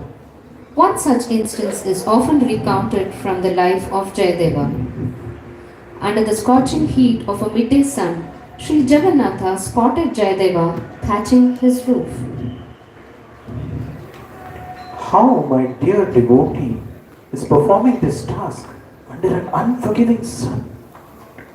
I must help them finish this task quickly. Here, let me hand him the rope required to bale the straw and remove the finished straw.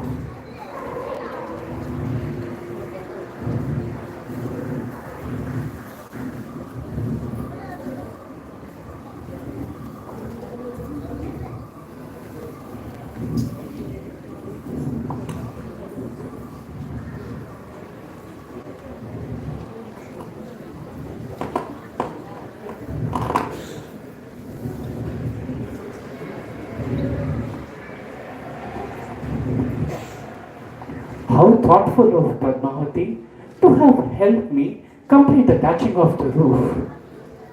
Jayadeva, who was on the rooftop, thought it was Padmavati who had helped him. But he saw no one when he came down. Padma, how nicely you helped me complete the thatching of the roof, and you have come here silently with such modesty. I helped you? No, my dear. I've been so busy with the work at home all day. I did not even realize you were working in the hot sun. Jayadeva was puzzled. He wondered who could have helped him. But no sooner did he go to their puja room than he realized what had happened. Oh Lord Jagannatha, how black your hands have turned by handling the straw. I now see it was you who helped me touch the roof. Oh Muropriya Prabhu, you suffered so much and troubled yourself to help me. Oh Muropriya Prabhu, जहाँ का प्रति तुम्हें इतने दया दिखाओ छो, यही पाप ही तुमको कौनो देगी परिबा. Legend has it that Jayadeva approached the weavers of Kendubilva with a request.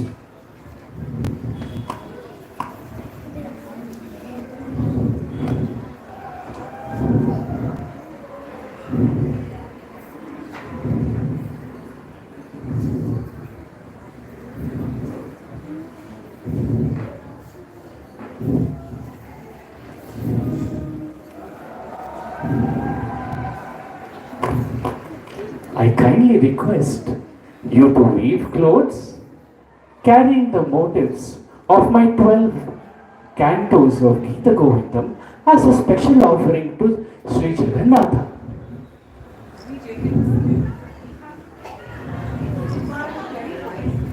Mike.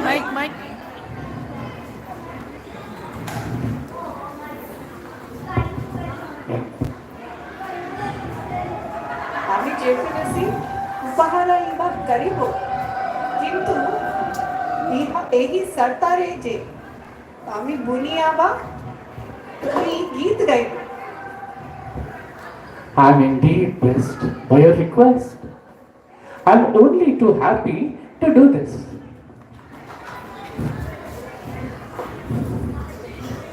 Shri Jayadeva Bhanitamidamatishaya Madhuri Puniduvana Sheelam Sukhamutkhandita Radhikaya Kaditam Mitalotu Salilam Krishnam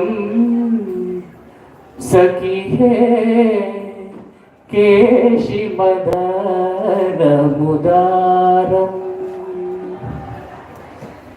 Jayadeva began to sing, but by the time he came to the 7th canto, he experienced spiritual elation to an extent that he was transported to another world.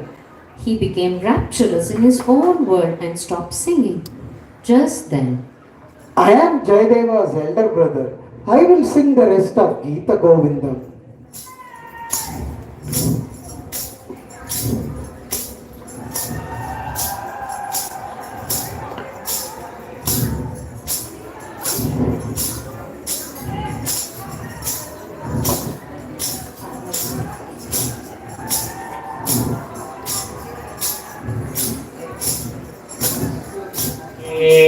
हरेरिदं प्रवणे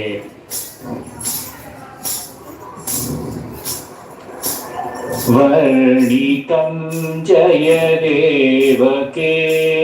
हरेरिदं प्रवणेन किन्दुबिल्वसमुद्रसम्भव Rohini रमणेन हरिहरि हतादरतया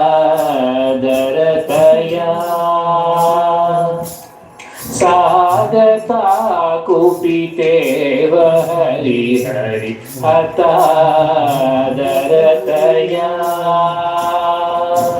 Krishna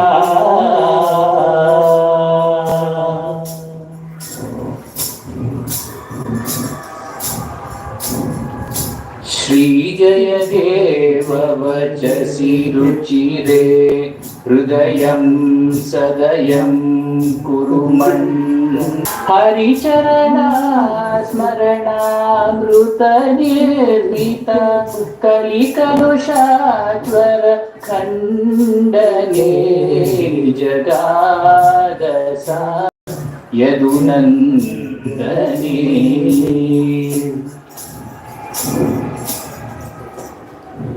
When Jayadeva came out of his trance, he was pleasantly shocked to hear the weaver's tale of his elder brother having completed the Ashtapadis. Jayadeva realized it was once again the Lord's bounty that had been showered upon him.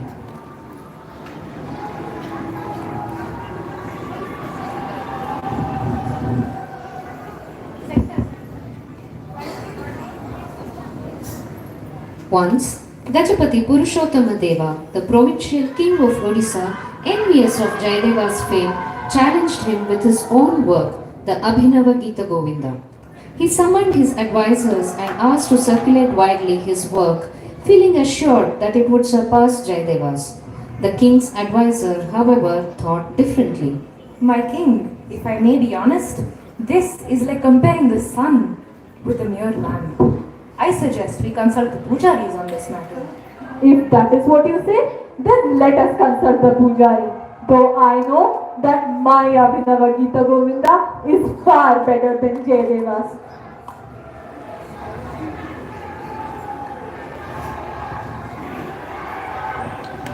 If that is what you say, let us place both the manuscripts overnight in the Garbhagruha of the temple. He will decide this in his own imitable way. Fine, I will abide by this. Both the manuscripts were placed before the deity at the temple. When the devotees arrived at the temple the following morning, they were surprised and delighted to see Jayadeva's Gita Govindam remain in the Garbhagriha while the king's manuscript lay scattered on the floor. The king graciously accepted the Lord's response. He propagated Jayadeva's Gita Govindam throughout his kingdom and became one of his great devotees.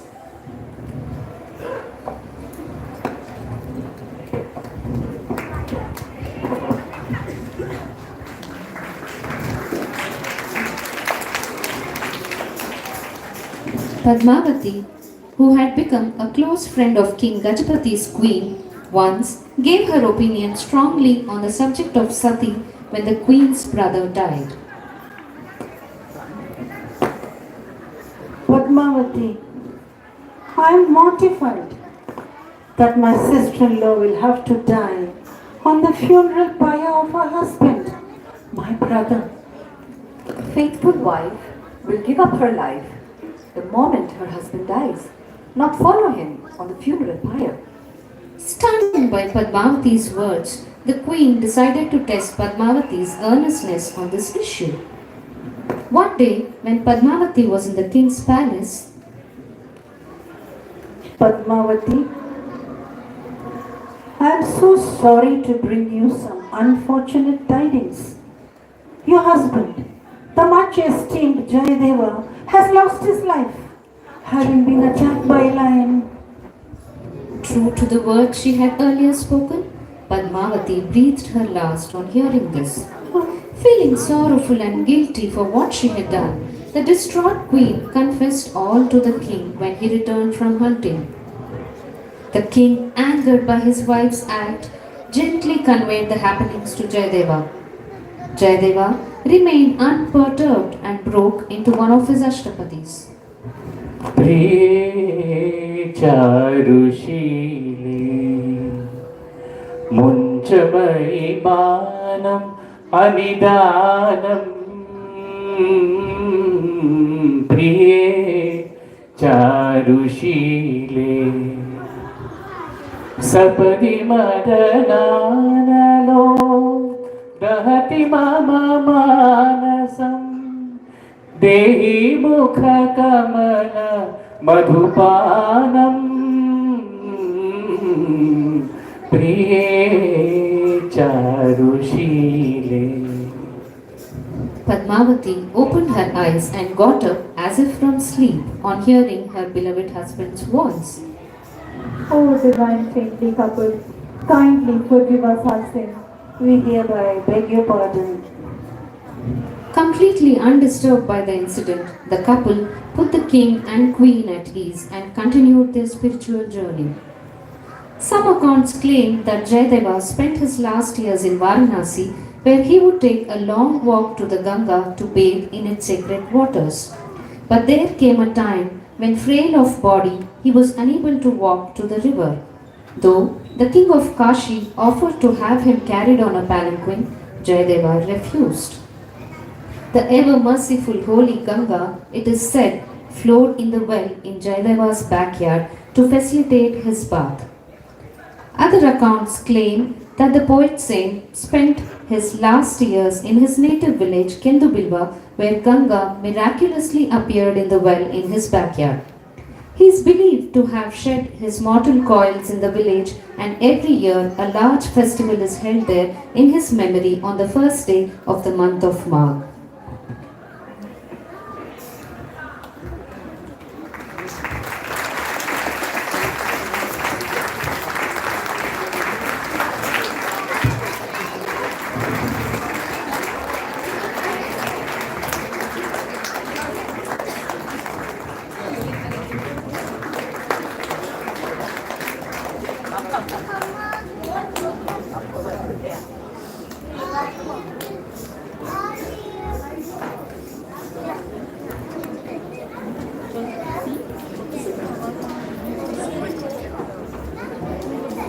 So that was Jayadeva with his Geeta Govindam, Srinivas and Hema rendering in their wonderful voices.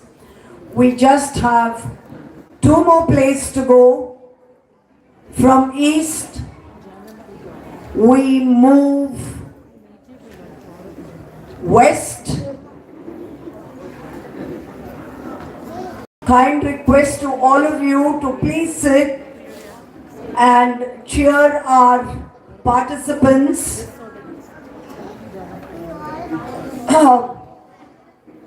Meanwhile, let me take this opportunity. They are going to take a short break in the sense we have our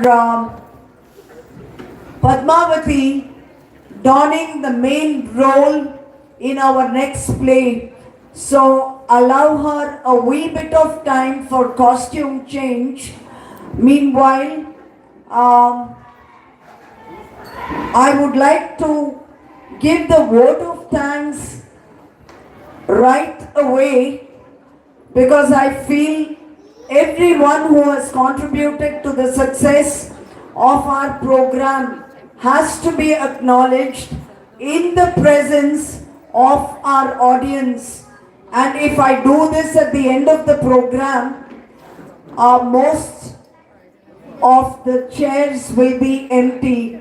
So we thought we'll take this break to thank each and every one who has enabled us to make this program a grand success. First and foremost, Chitramala Theatre started way back in 2017. Except for 2 years during the COVID, we've been on with our programs.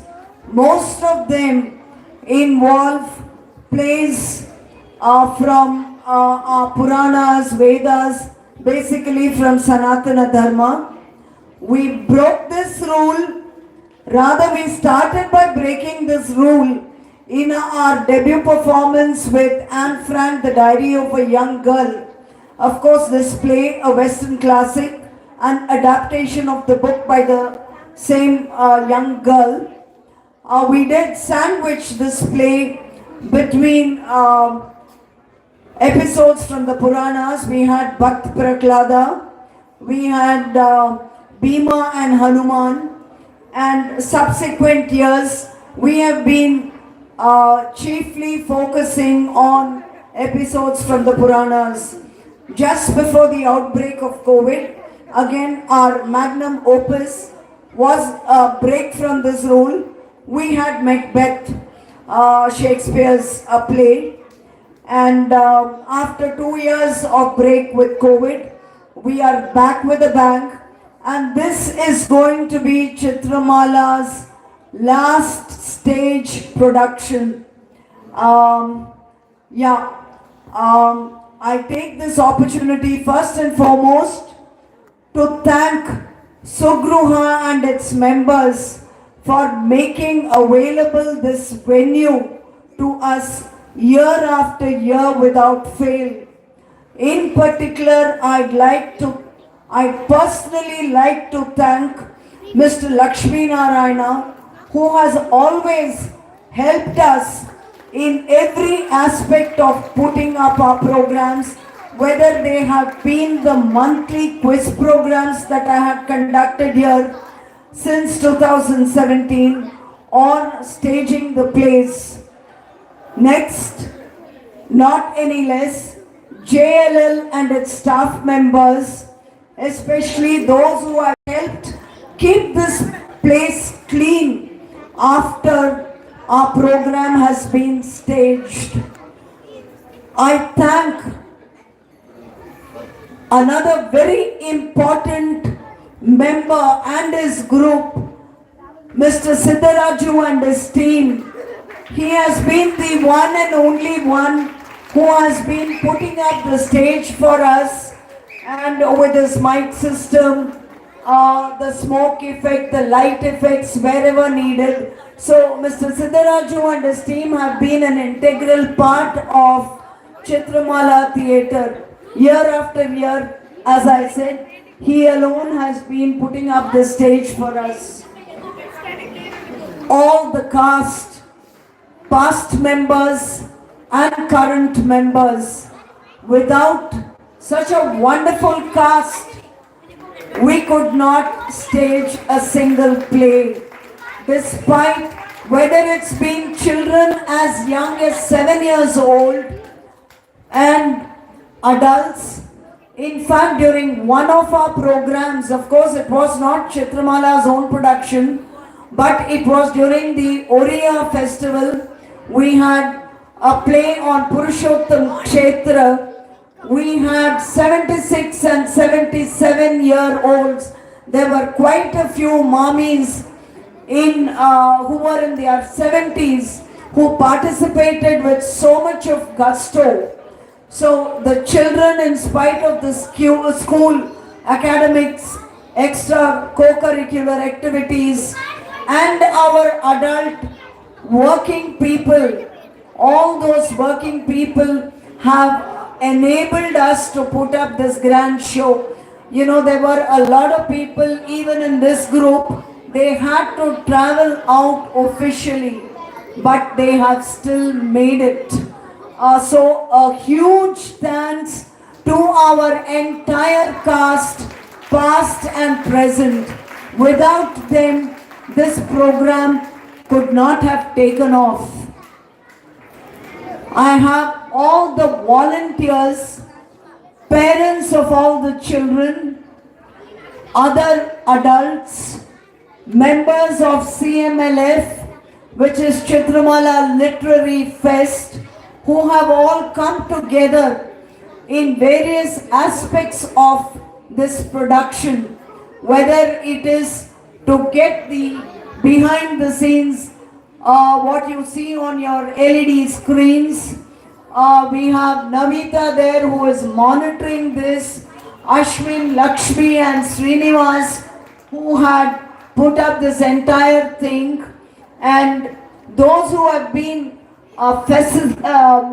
facilitating the movement of props, Mr. Satish, Shri Gani, Abhinav and the rest of the team. Without their help, we could not have, we have lost very few moments on the stage to assemble our props. Without all of them, this again would not have been possible.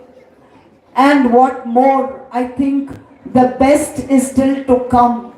Our best performers here, our audiences who year after year have been cheering and pepping up our cast.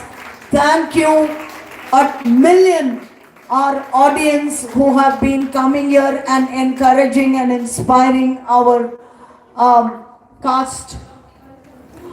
Our sponsor, one sponsor who has been sponsoring mementos for the entire cast and members of the CMLF is Prism Books. Though they are not here, they did not want anything in return. They did not even want us to announce their names, and that is their greatness. So they have been providing books to every member of the cast and to all the CMLF members who have enabled this possible. I wish to specially thank Ashwin, Srinivas and Lakshmi who have involved themselves in every stage of this production, right from day one till now, till the props and other things get to our respective homes. These three have really provided human service, and I cannot help but mentioning them. It is not that I give less credit to all the others, but these three have been exceptional. And as always, last but not the least, I wish to thank Ramaswamy, my husband. Well, in this case, of course, he is my husband, family member, but I think I have to acknowledge duly every member who has made everything possible. If not for his cooperation, there is nothing, absolutely nothing that I could have achieved. Whether it was, standing fort with visitors at home. Of course, he doesn't cook, but he lays the table for me. When I get back home from the practices, it's all ready.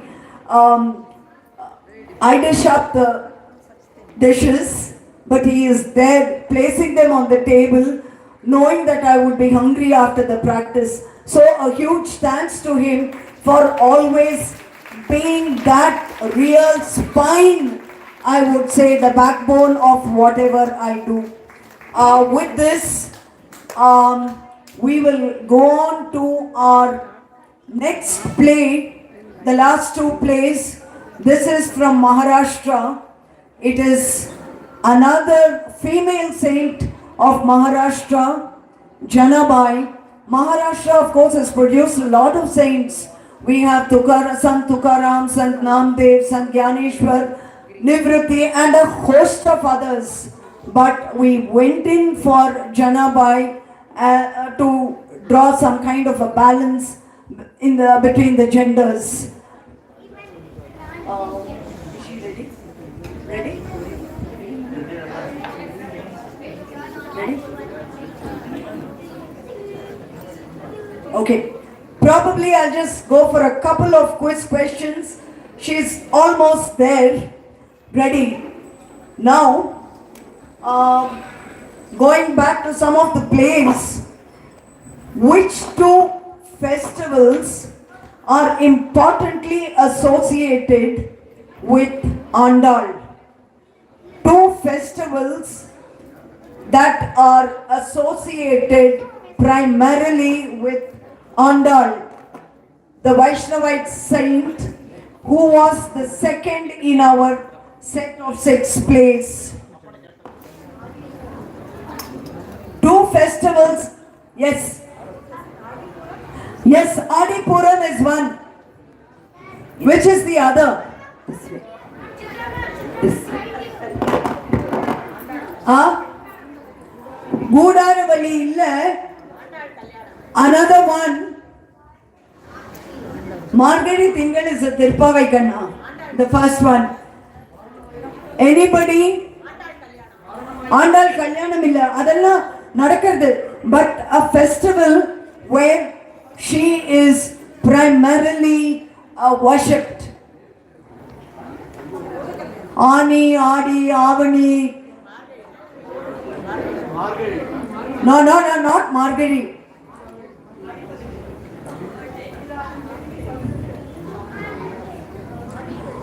Ani Tirumanjanam. Ani Tirumanjanam is the one where. Okay, our Janabai is ready. So here we go with our second last play, Janabai. Kind request to all of you to please hold on till the last one. Thank you.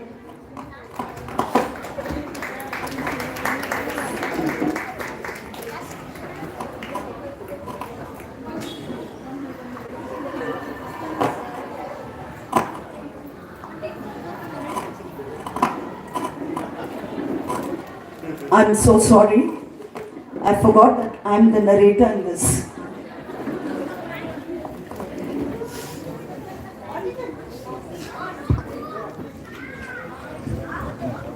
I completely forgot.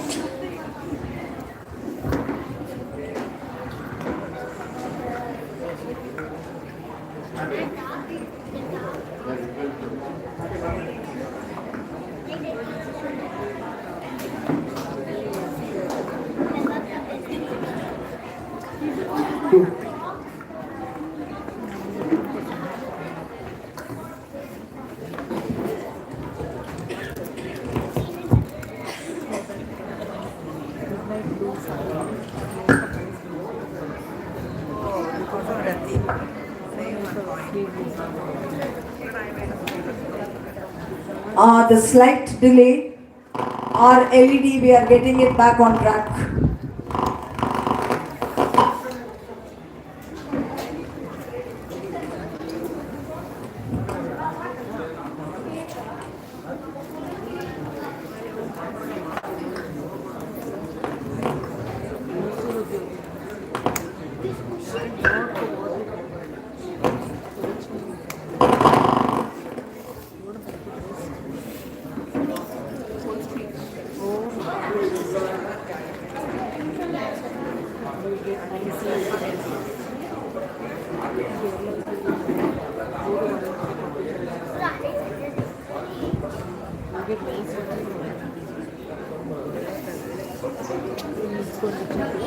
Okay.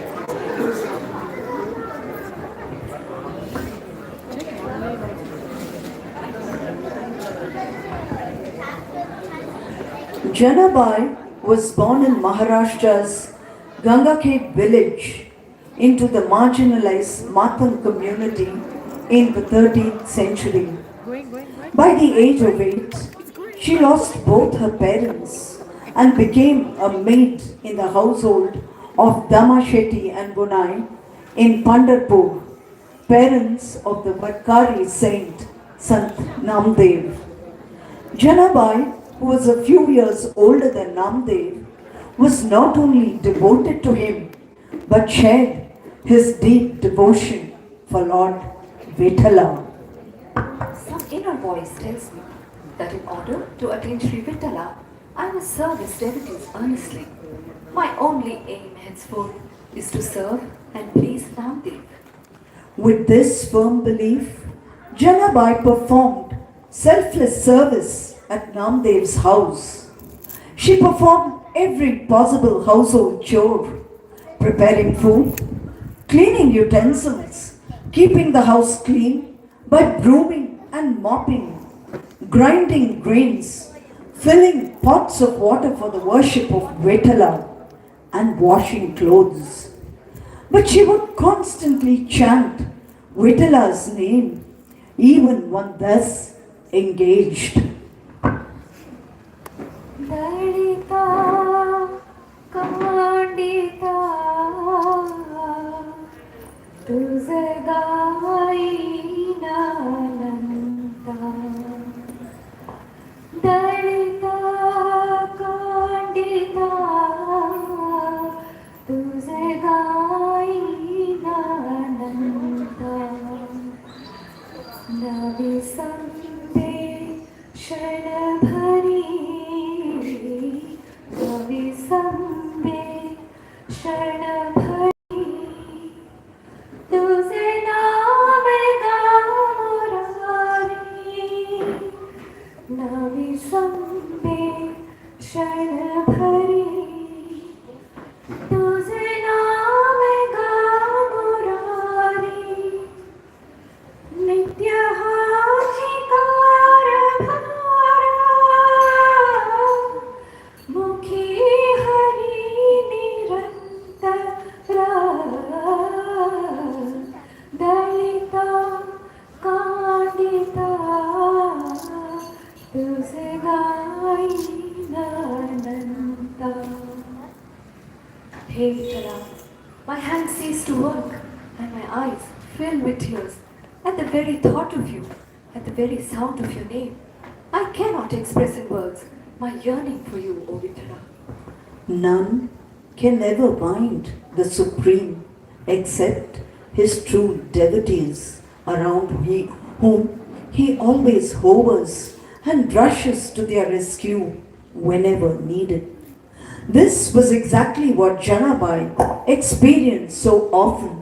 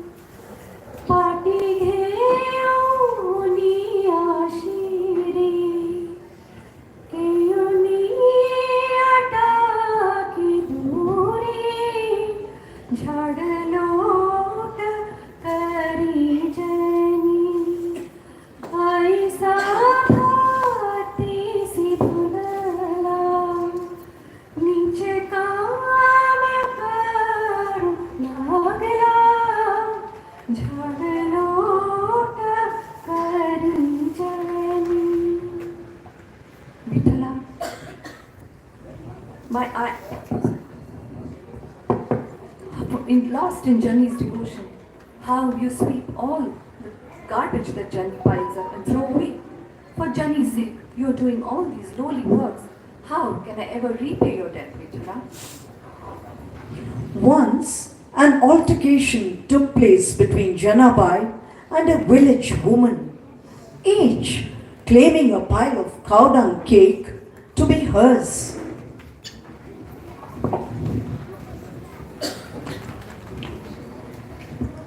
Jenny, these cow dung cakes are mine.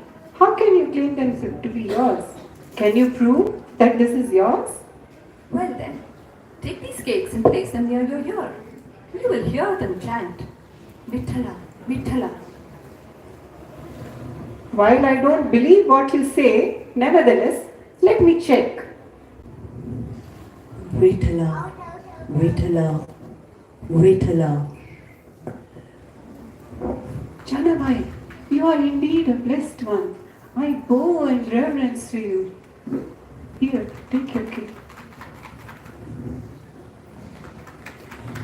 Whenever free from work, Janabai would go to the temple and longingly keep looking at the idol of Vitala.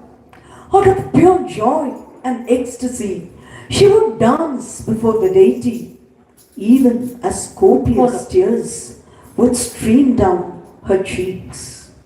As much as she would chant the Lord's name without mistakes, she would not err in any of the services she provided in Namdev's family. She'll give something. But things turned a little different one Ekadashi day. As would always happen, there was all-night kirtan on the day in front of Namdev's house. Devotees had gathered to sing, dance and perform musical instruments. Janabai, after finishing all her chores, stood in a corner enjoying the proceedings. She had become so immersed in the event that she was late for all her routine services the following morning. Oh dear, lost in the events of the Ekadashi, I did not realize the passing of time. I have clothes to be washed, utensils to be cleaned, and water to be filled for your worship. How am I going to complete this, Vitala? Anxious to make up for lost time, Janabai rushed to the Chandrabhaga river with a pile of clothes that had to be washed. As she worried at all the chores she had to do, an old lady appeared before her. काय झालं? तू काय खाजीत दिसते? I was so immersed in the Ekadashi Kirtans that I forgot that I had to do so much work. I am late rendering services at my master's house. I have clothes to wash, utensils to clean, and water to be filled for his worship. I will wash these clothes for you. You go back to your master's house and finish the rest of the chores. But why would you wash these clothes? Because only I know how to get the dirt off them the right way. And the clothes that I wash can never get dirty again. I do not know what you say, but I have to rush and I have so much to do. Leaving the clothes on the riverbank, Janabai left. When she returned after completing all the housework, she was amazed to see all the clothes washed and neatly piled. How can I ever thank you for this? You have washed all the clothes, dried them and folded them so neatly. I am not even acquainted with you, and yet I have never met someone as generous as you. I am sure it is my Vittala who has sent you here to help me. I am indeed very grateful to you.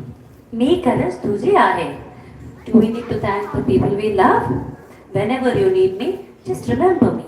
And when you remember me, I will be near you to serve you.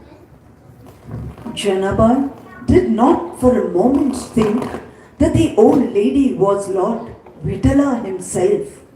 Yet the old lady's smile increased the happiness Janabai felt in her heart. A joyous Janabai was once again lost in thoughts.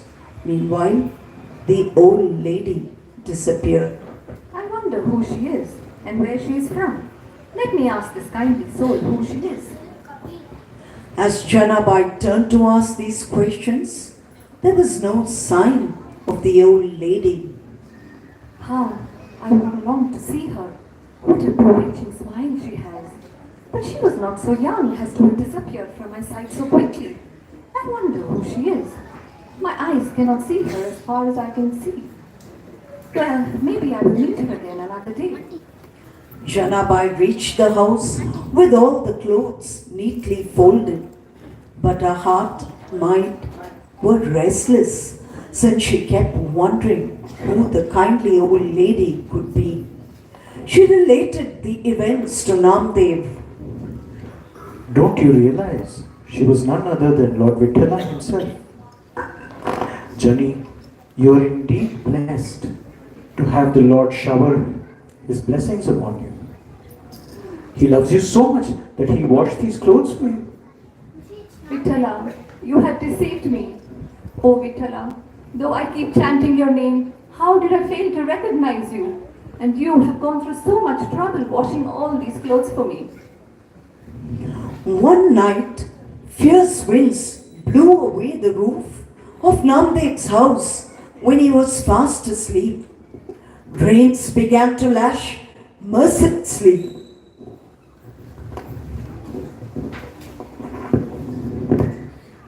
Let my Nama rest well. I will send my Sudarshana Chakra to hover over his house so that not a drop of water enters and disturbs the family's sleep. Once the rain stopped, Vitala rebuilt Namdev's house. When Namdev suddenly woke up in the wee hours of the morning, he saw Vitala's yellow robe shining outside his home. Vitala himself stood there, smiling upon his dear devotee. Overcome by emotion, Namdev fell at the Lord's feet. Vitala, you're here, at my humble abode. What are you doing here when daylight is just about to break? If I had not come in time and rebuilt your home following the severe storm, Nama, your children would have all got and felt cold. Would Gunai then not have spoken harshly and been angry with your Vitala? Vitala, our eternal Savior. Janabai, who witnessed this scene, quickly rushed to Vitala. Seeing he had become wet, she rubbed him down with a dry cloth. Vitala, let me serve you a humble meal. Yes, Nama too must be hungry. Let us all with your family partake of your meal. As the family, along with Vitala, began eating, Janabai was saddened. She felt Vitala had no compassion for her and did not ask her to join them to have the meal. Your mother and son are close to you, but I am here at the doorstep. Is it because I am of lowly birth? But I too crave your love and attention, Vitala. When will your merciful gaze be upon me? When will you accept me as your dasi? No sooner had this thought crossed Janabai's mind, Vitala immediately stopped eating. I am not enjoying the food today, Nama, and I don't know why. Vitala, you do not enjoy the food because Jani is outside and she's aggrieved. By now, everyone else also stopped eating. Gunai gave to Janabai the plate that had remnants of food that Vitala had begun eating. A happy Janabai took it to her hut to savor what her Vitala had eaten. As daylight fully broke out, Vitala visited Janabai in her hut.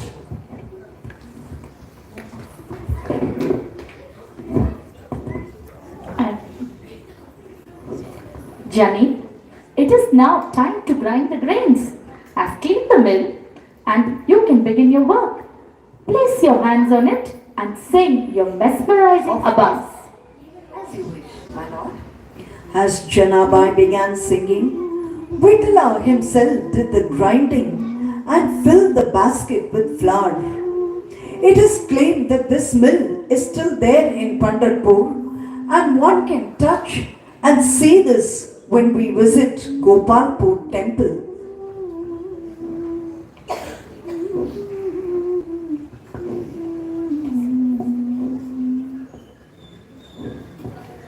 Jani, it is now time for me to go to the temple as people will come to see me. As Vitala hurried out of Janabai's hut, he left his own shawl and necklace behind. He draped Janabai's shawl over himself. The priest who opened the temple door was surprised to see a different shawl adorning the Lord. A devotee who was present there exclaimed, That is Janabai's shawl. How come the Lord is draped in it? I'm clueless about it. Let me remove the shawl now. The Lord's necklace is missing. A crowd had collected at the Sanctum Sanctorum by this time, and people accused Janabai of having robbed the god's jewels. Janabai must have stolen it. And what audacity she has to drape the Lord in her cheap used shawl? In the guise of a devotee, she is truly after the Lord's ornaments. She is not to be believed. I will go and search her hut for the missing jewel. The devotee rushed to Janabai's hut. To everyone's utter shock, he returned with the Lord's shawl and necklace. By then, the king and his attendants too arrived at the temple. Janabai, did you steal this piece of jewelry? What need have I for such trivials? When Vithala is my wealth, my life. When Vithala, the only gem I covet, is mine, what need have I to steal jewels?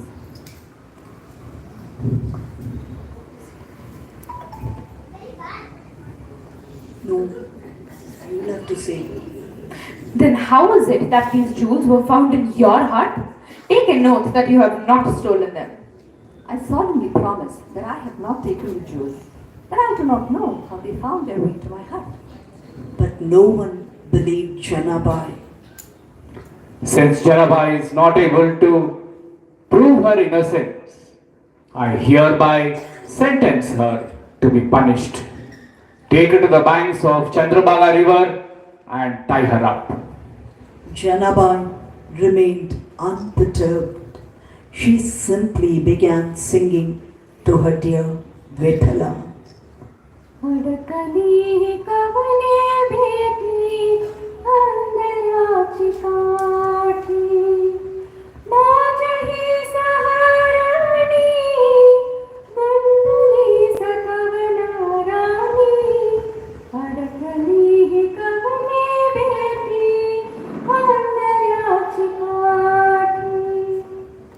To everyone's amazement, as she kept chanting his name, the rope that tied her loosened and fell of itself.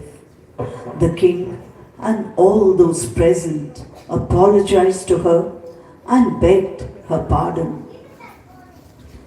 Several accounts of Janabai expressed the sense of emptiness, dejection, and rejection that plagued her, and how she yearned merger with her beloved Vithala. One day, as Jani was singing an abhang, Vithala, who was in the sanctum of the temple, began to write it down.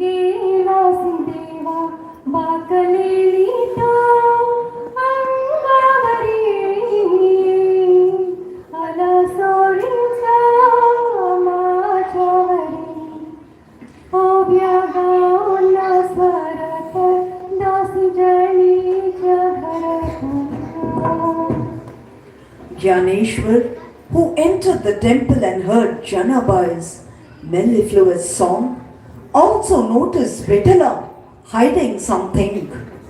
Vithala, what is it that you're hiding? I was writing down the abhang Johnny just composed. But why would you do that? After all, isn't she singing in your praise? So it is, Ganeshwar. But just see the beauty of the verses, so full of love. I am happy to write them down for people to read them. I will bless anyone who reads these verses, and they shall not suffer any calamities in their family life. On hearing Vittala's words, Janabai was overcome with intense emotion.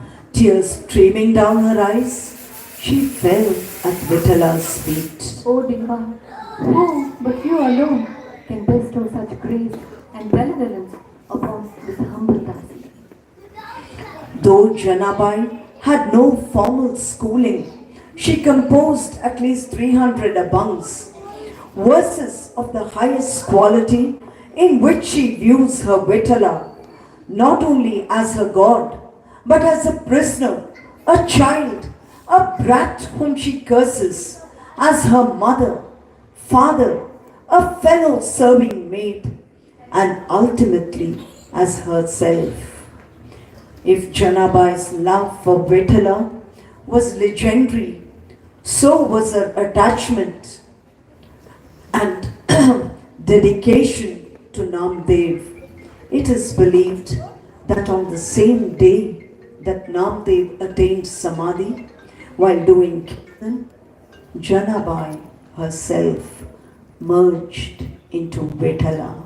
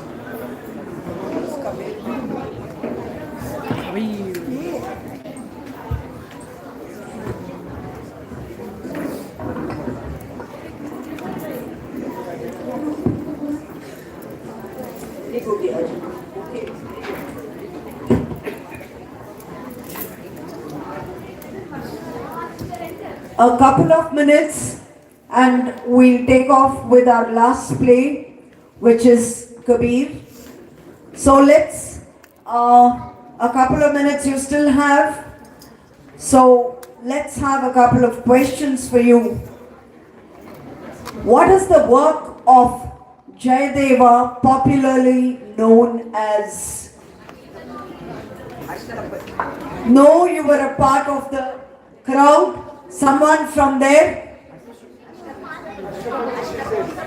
Ashtapadi, yeah, but mainly it is called Gita Govinda. The Tirupavais, getting back to Andal in a certain sense, the Tirupavai also includes 3 Taniyans, meaning singletons.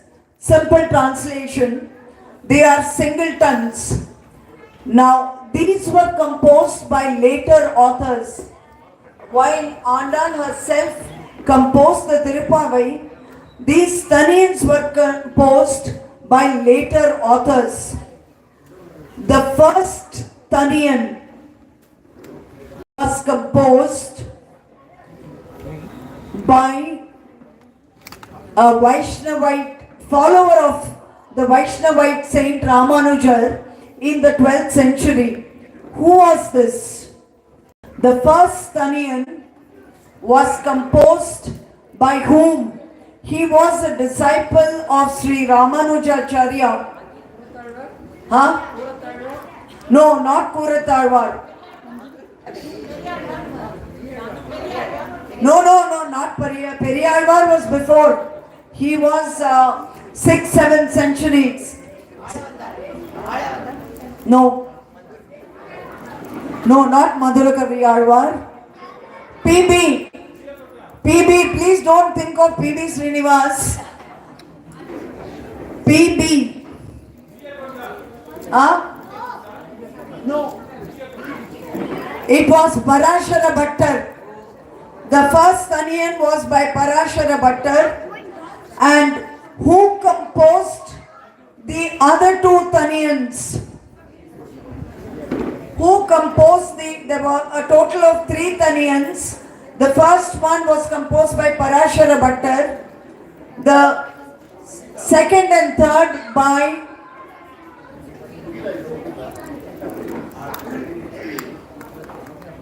anybody? We just had a play on Janabai, who was devoted to Krishna as Panduranga. Take the cue from this and give me the answer.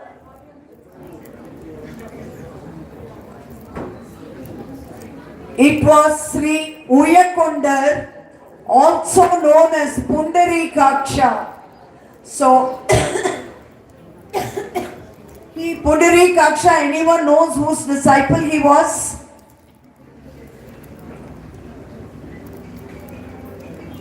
He was the disciple of the founder of the Vaishnavite tradition, not Ramanujacharya, Nathamuni. Okay. When was Akka Mahadevi born? Huh? No. Where was she born?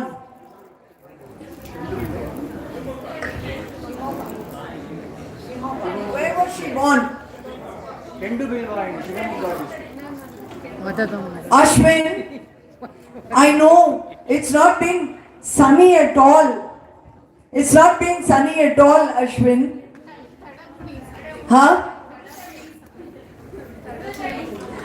Udattadi in Shivamogga district. Okay. What happens if you do too many? Who were the Lingayat saints with whom Akka Mahadevi interacted in the Anubhava Mantapa? Basaneshwara was one.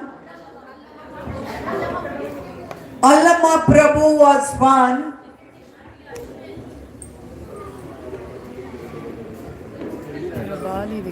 Anyone else? Ready? Okay, there we go with our last program of the day. Kabir Das, who endeared himself to everybody for just what he was. Let's go.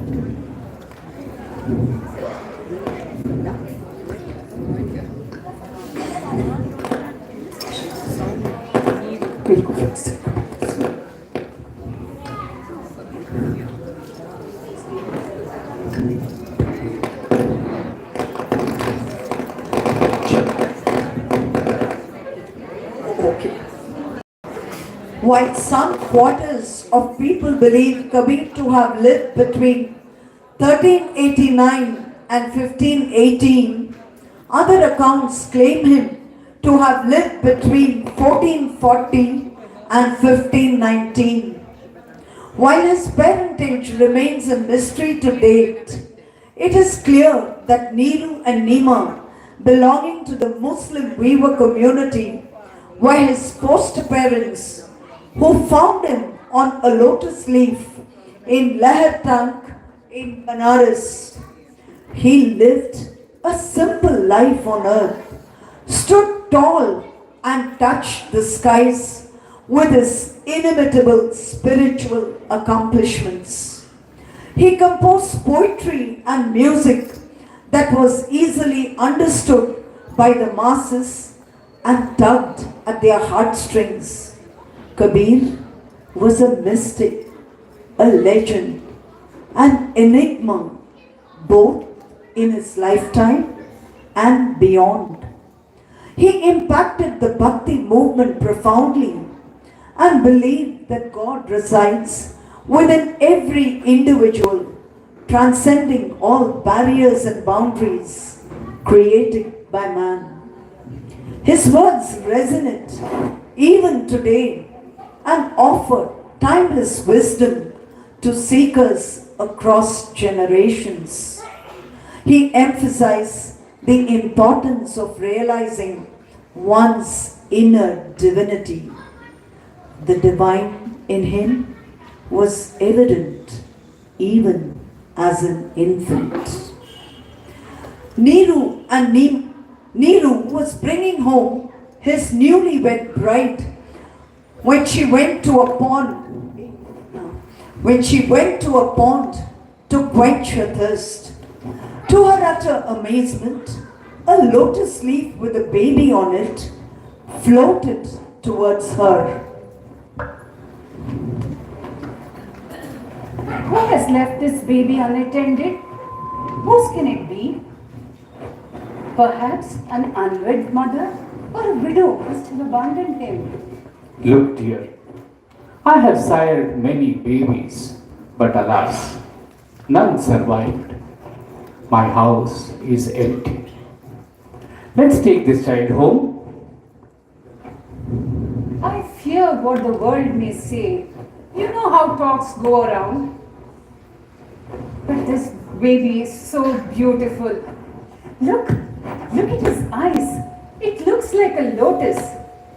Yes, we shall take him home and bring him up as our son. Full of joy, the couple took the little baby home. We should name this child. Let's get the Qazi over to do this. आप सही बोल रहे हैं. काजी को बुलाना चाहिए. A Qazi was duly called to name the child. ये बच्चा तो शैतान है, इसे तुरंत मार देना चाहिए. The Qazi insisted that the child must be killed forthwith. As Neeru was about to obey the order, ready to plunge a knife into the child's heart, a miracle of miracles happened. The infant miraculously spoke. अब मैं अविकृत से आया हूँ, मैं निराकार था, मैंने शरीर धारण किया और आया.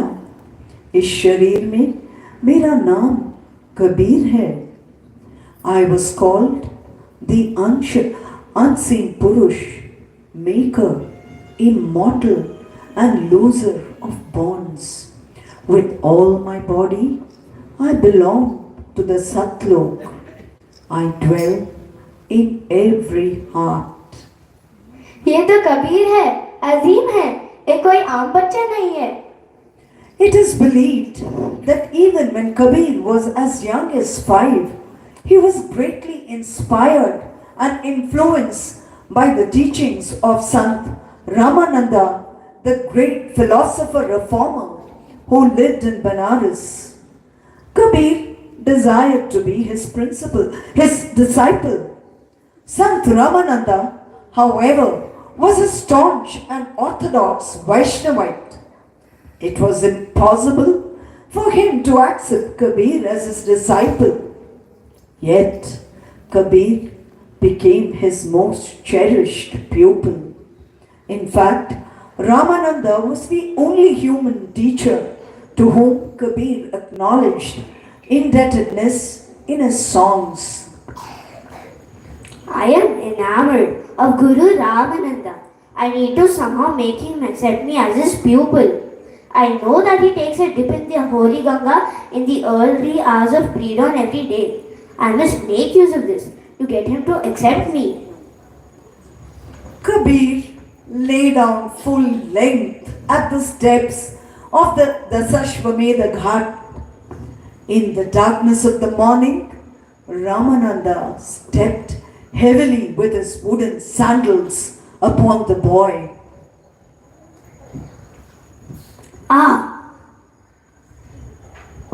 Startled by this, and much to Kabir's elation, Ramananda uttered the words that formed the mantra of his sect. Ram, Ram. Kabir stood up and reverentially bowed to the sage. The sage ignored him and proceeded to bathe in the river. Armed with the divine words uttered by Ramananda, Kabir proclaimed himself as the accepted chela of the great Guru. The news of this acceptance of the Mohammedan weaver spread throughout the city.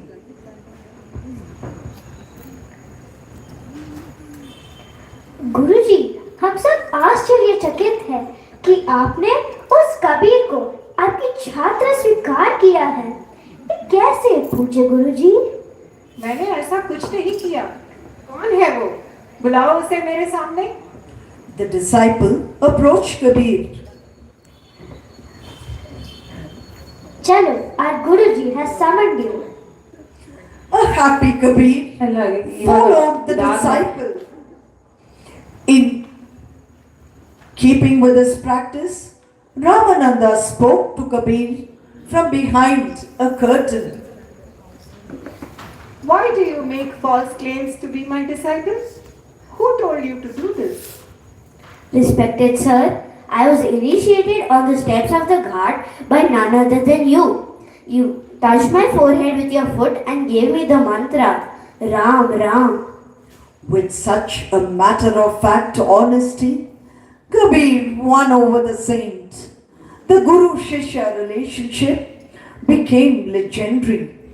Once, Ramananda, while worshipping his favorite deity, forgot to place the garland on the deity's neck before placing the crown on his head. The small garland would not go over the crown. Ramananda wondered what to do. Kabir, who was waiting outside to pay obeisance to his Guru, solved the problem. Gurudev, untie the knot of the garland and then tie it around the idol's neck. How did he come to know about my predicament? Yes, I will do this.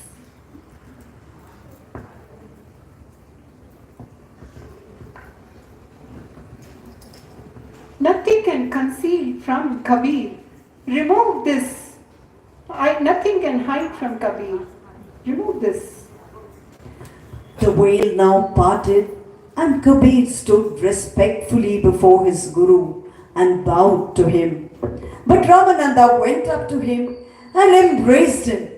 Kabir was a true seeker who believed in the hollowness of rituals and modes of worship.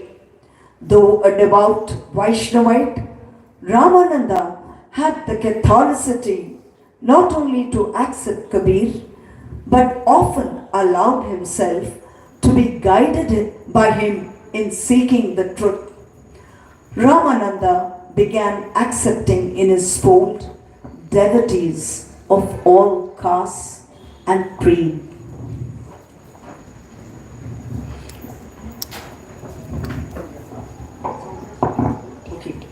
Kabir did not have any religious inclinations at any point in time. He freely mingled with the weavers and butchers in Banaras. At all times, he said, Hindu कहूँ तो मैं नहीं, मुसलमान भी नहीं, पांच तत्व का पुत्रा, युक्ति रची मैं Kyiv.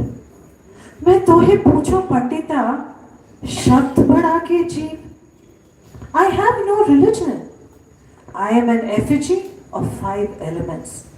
In me plays the spark divine. In spite of his growing fame, Kabir continued to follow the profession of his foster father. His love for the loom and living on his humble labor motivated him to live even in poverty. Once a sadhu approached Kabir and asked him to pursue a profession befitting him instead of doing a menial task as weaving. Kabir, why do you do such a menial job? Why don't you do something that befits you? झीनी झीनी भीनी चदरिया काहे के ताना काहे के भरनी, कौने तान से भीनी चदरिया।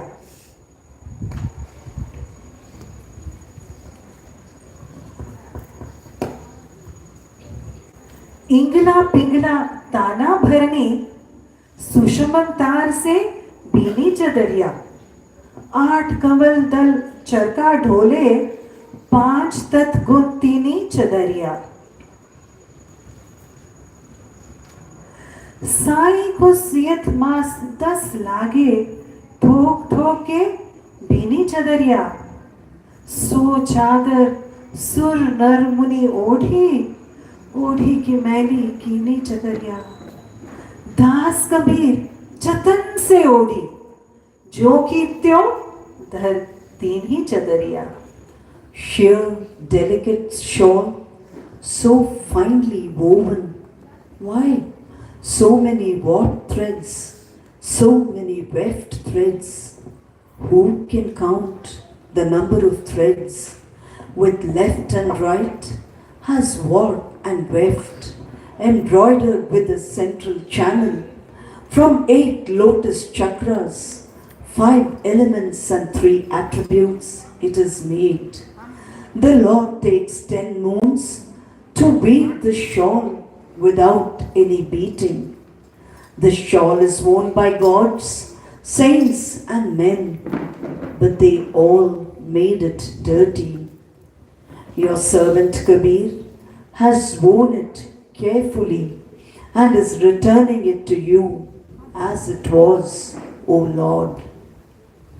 One cold winter day, as Kabir sat in the market to sell his goods, he saw a sadhu shivering from the cold and asking everyone for help.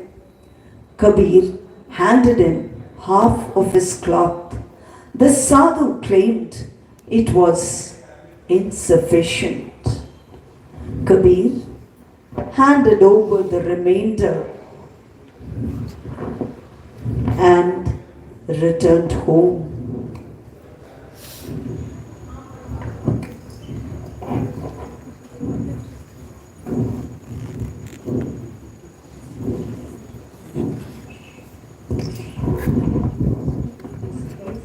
From here. Kabir, how much did you sell today's cloth for? I sold it for a very high price. It was so high that I couldn't bring it home. It was too heavy to carry. To avoid the indignation of his parents, Kabir escaped from the house. Much to his astonishment, when he returned home,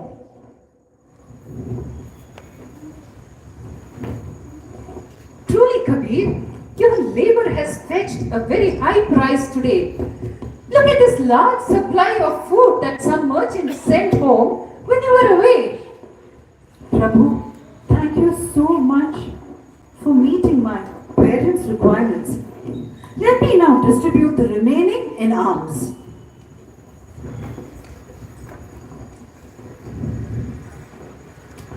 Why, Kabir, are you giving to others the fruits of your labor?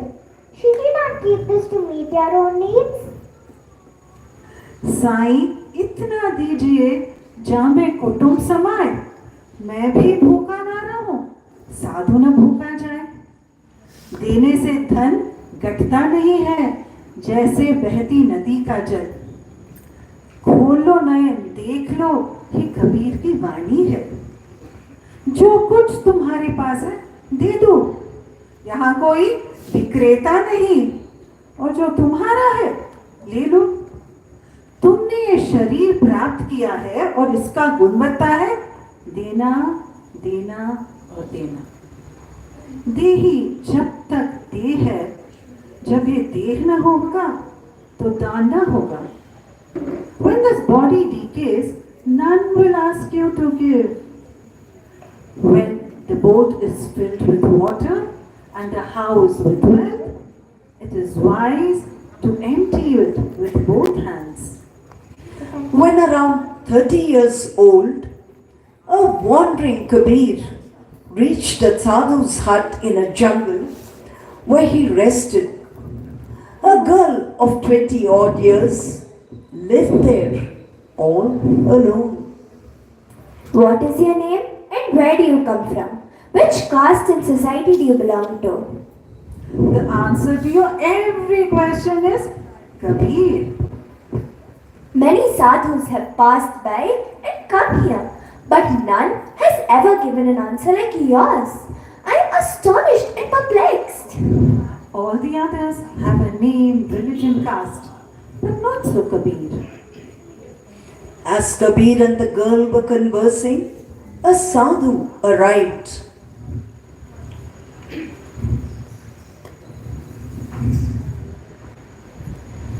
Young girl, who are you?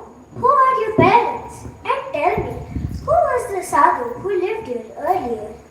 I do not know who I am, who my parents are, or how my birth came about.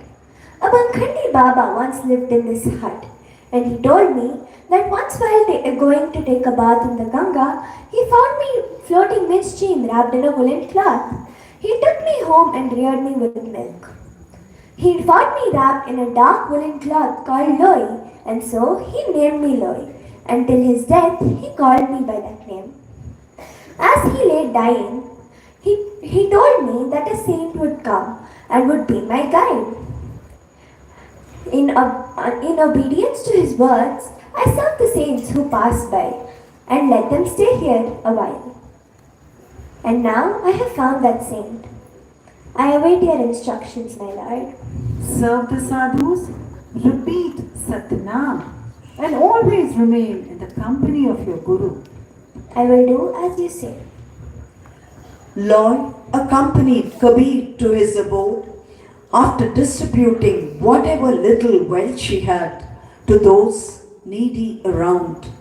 Some accounts claim Kabir to have been married with 2 children, a daughter Loi and a son by name Kamal. But most accounts maintain him to have been a celibate, and Kamal too came to be with him by divine ordainment. Once a learned but proud Brahmin who named himself Sarvajit for having defeated many great Pandits was approached by his mother. Beta Sarvajit, you can make these claims for yourself. Only if you can. Mike.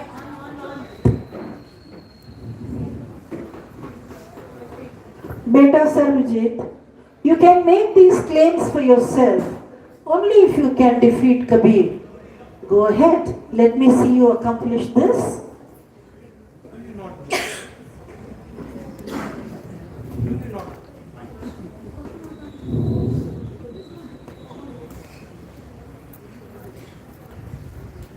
कोई बात नहीं बेटा.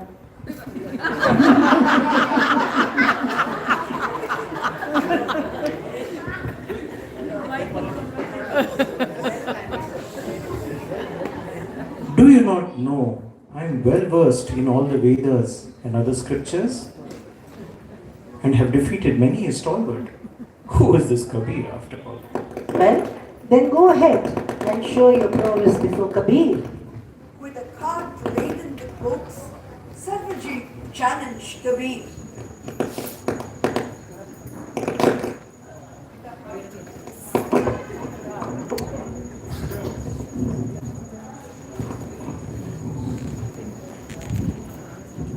Come on, brother. Let us engage in debate in any aspect of scripture or philosophy. महोदय, मैं अपनी अज्ञानता और हार स्वीकार करता हूँ. मैंने इतनी सारी किताबें जिंदगी में कभी पहले नहीं देखी. फिर दीजिए मुझे लिखाई में आपने कहा है अभी कि आप मेरे सामने हार मानते हैं. Write whatever you want. I will sign. I will write. Sarvjeet ने कबीर को हरा दिया. You just sign it. Kabir signed it. Sarvajit duly took it to his mother. When he brought it out before her to read, it read, Kabir has defeated Sarvajit. Perplexed, he again went to Kabir and got him to sign what he had written. Kabir indulged him. To his complete embarrassment, when Sarvajit read out the signed message to his mother, yet again it read, Kabir has defeated Sarvajit. Sarvajit repeated the exercise several times with the same result. Kabir is nothing but a magician who changes the words. बेटा, तुम्हारा अशुद्ध मन तुम्हें कबीर की महानता को जानने नहीं देता. You must study the scriptures thoroughly in order to understand and be able to argue as to what is written in them. In the same way, if you want to draw Kabir into a debate, you must learn from him what his message is. See how humble Kabir is. He is not ashamed to accept or admit his ignorance.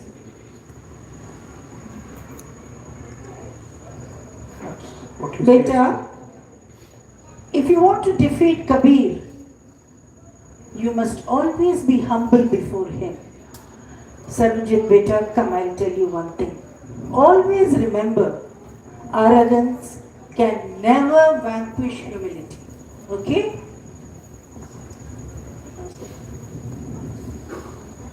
Kabir, गर्व न कीजिए, ऊंचा देखिए आवाज, कान परों भूई लेटना, ऊपर जमसी कास. ऐसी वाणी बोलिए, मन का आपा खोए, औरन को शीतल करे, आपहु शीतल होए. नमस्कार में पटला कर. The miracles that happened during the lifetime of Sant Kabir are many and varied. Jahangir Shah, a Muslim dervish who met many holy men in India, desired to meet Kabir. When he came to visit him, he was appalled to see a pig tied to Kabir's hut. Terribly angered, he turned back. Seeing this, Kabir addressed him. Friend, why are you going back? Kabir, I have heard that you are a pious man, but I find that you keep an impure creature at your door. I believed you to have known your tenants better, but you hold the conduct of a non-believer. बुरा जो देखन मैं चला, बुरा न मिलिया कोई, जो दिल खोजा आपना, मुझसा बुरा न कोई. फ्रेंड, मैंने तो अशोक को घर के बाहर रखा, मगर तुमने उसे दिल में आश्रय दिया. Did your eyes not flash with anger and hatred when you saw this creature outside my house? Are anger and hatred pure? Do they keep with religious tenets? My humble apologies to you. What you said is true. No creation of God must be despised. How can you love God with hatred in your heart? Jahan Shah spent some days with Kabir before continuing his travels. Once, Dharam Das, a wealthy businessman, and his wife were worshipping some stones at the back of the Ganges. While passing by that way, Kabir stopped and commented,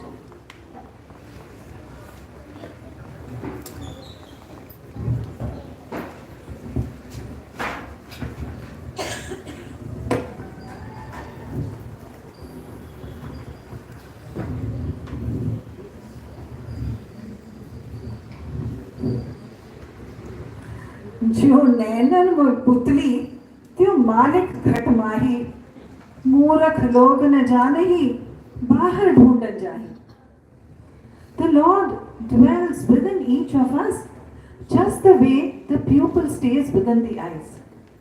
For these ignorant people are searching for him everywhere else.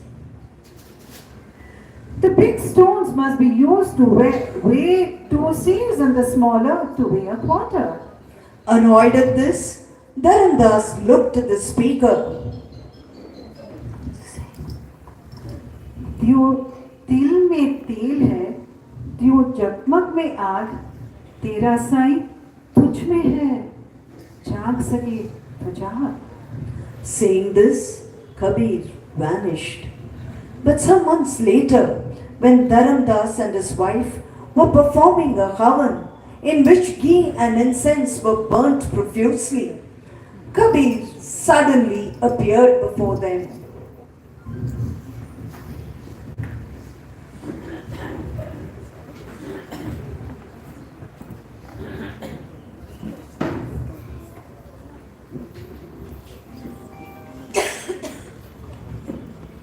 Dharamdas, you appear to be a sinner. In the logs of wood you are burning, thousands of innocent creatures are dwelling within. As suddenly as he had appeared, Kabir disappeared after speaking thus. Dharamdas felt remorse. His wife, however, thought differently. आप ये यज्ञ को जारी रखिए। आप सभी साधुओं को निशुल्क भोजन में शामिल होने के लिए सादर आमंत्रित करें। I am sure he'll come. Will the flies not swarm around sugar? Though the couple performed a number of yajnas and plenty of sadhus came, Kabir did not come. Meanwhile, Dharamdas lost all his money. His business dwindled and he contemplated suicide by drowning. As he walked deep into the river for the purpose, a radiant, smiling Kabir appeared before him. Days after days, for months, I have searched for you from place to place. I have performed dozens of yajnas. It had to be so. Did not your wife say that flies swarm around sugar? A perfect master covets nothing from disciples. Guru saman, data nahi, yachak sheesh saman. Teen lok ki sampada, so Guru din hi dhyan. A Sadguru is a giver, not a beggar. Guru Govind do khade, काके लागू पाए बलिहारी गुरु आपने गोविंद दियो मिलाए. Do not worry, I will give you the wealth of Satnam. लूट सके तो लूट ले, राम नाम की लूट. पाछे फिर पछताओगे, प्राण जाई जब छूट. Dharamdas and his wife were initiated by Sant Kabir and they settled as his successors. Priests and Maulvis accused Kabir of blasphemy for disregarding all tenets of established religions. But he steadily gained truth seekers who gathered around him. Upholders of so-called religions complained against him to Sultan Sikandar Lodi. He ordered Kabir to be brought to his court.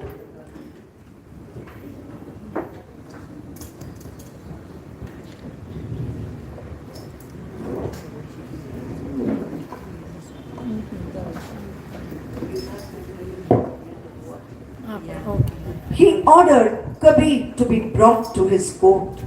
Kabir greeted the Sultan as he would any ordinary man. Is this any way you greet the great Sultan? You not respectfully bow before him? मैं केवल एक राजा राम को जानता हूँ और उसी के सामने झुकता हूँ. He is a non-believer who deserves to be punished. The God who dwells within each of us has no knowledge of religion, caste or creed. जो ईश्वर हम में निवास करता है, उसे जाति, धर्म या नस्ल का ज्ञान नहीं है.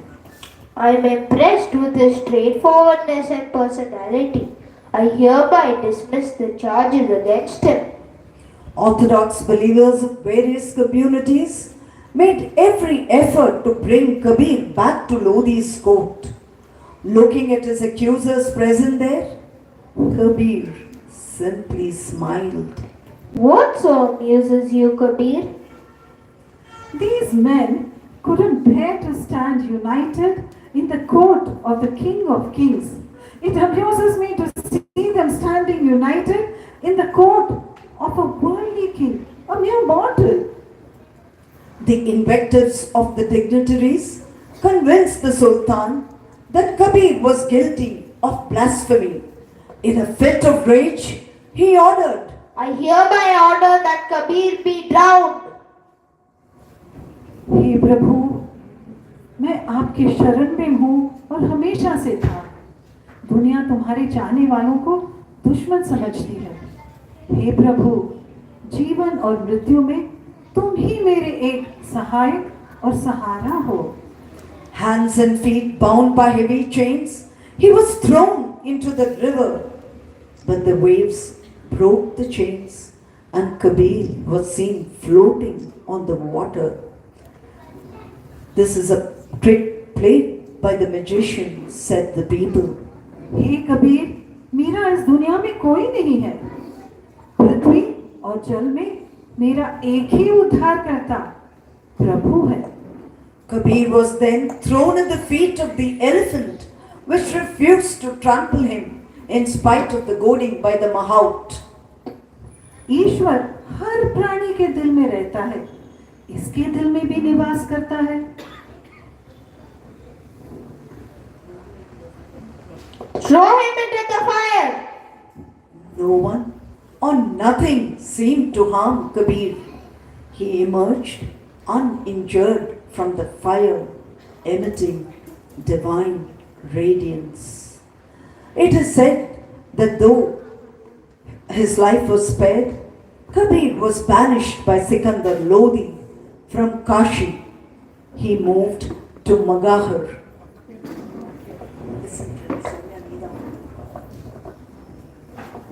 Listen, friends, let no doubts remain. What is the difference between Kashi and Magadha? Ram dwells everywhere. After Kabir's coming to Magadha, its only dry river, Ami, started flowing throughout the year and its stigma was removed. One afternoon in January 1518, Kabir left the world in Magadha on Magh Shukla Ekadashi. The saint was found lying on the floor, covered with a white sheet. The river of life merged into the ocean of infinity. There was a great dispute over his dead body, over whether it should be burnt or buried. Miraculously, when the shroud was removed, a large quantity of flowers and not his body was seen under it. Both communities of people took half the flowers each and completed rituals according to their respective beliefs. Kabir greatly influenced the Bhakti movement with simple teachings that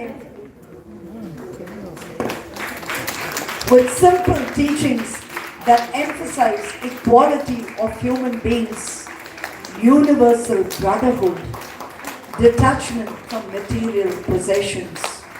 He advocated leading a humble life, free from ego and greed. His poems reflected his thoughts and life. We conclude this play with a couple of his dohas. जाति न पूछिए साधु की, पूछ लीजिए ज्ञान। जब हरि था मैं नहीं, अब हरि है मैं नहीं। सब बंधियारा मिट गया, दीपक देखा माही। Well, with this, we come to the end of our day's program. One small request, kindly be seated. Now in most of the Carnatic music kacheris, the entire audience sits for a full 3 hours and listens to all the songs. But when it's time for the Mangalam to be sung, which is probably just a minute or two, the audience starts moving. But I kindly request you to sit here for our Mangalam that is going to be recited by 4 of our team members. It is a very, very meaningful song from the Hindi film Sant Gyaneshwar, Jyot se Jyot Jagate Chalo. It's a very meaningful song, and for us, this is the Mangalam, a message to all of us. Thank you.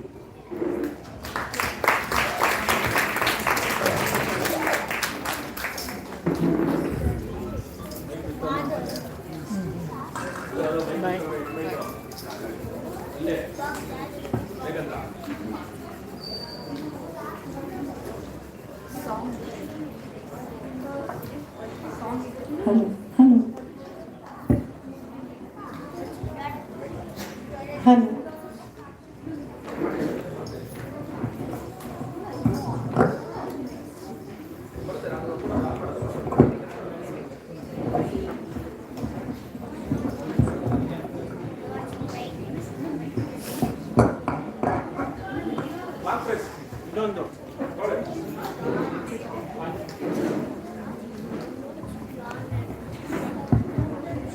Check.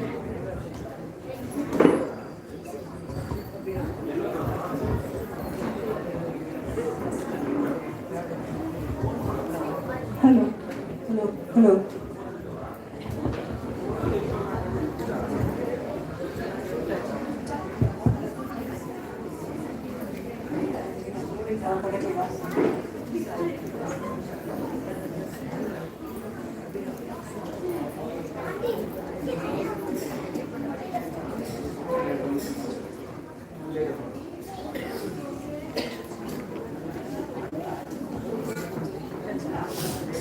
गाने का lyrics नहीं निकाले मैंने।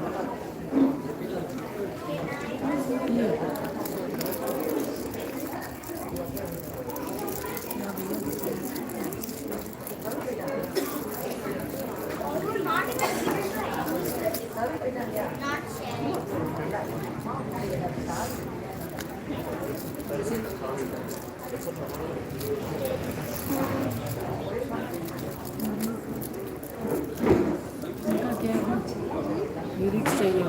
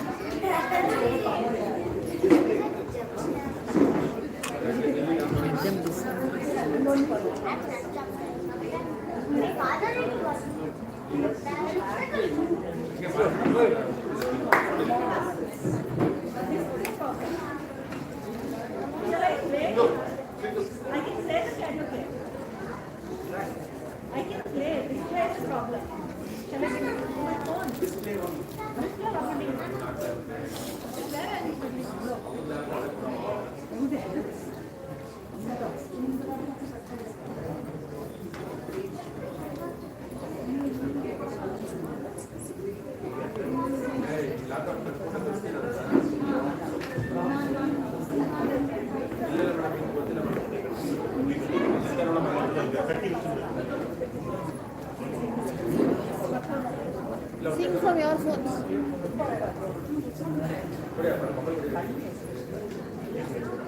Want the lyrics? Want the lyrics?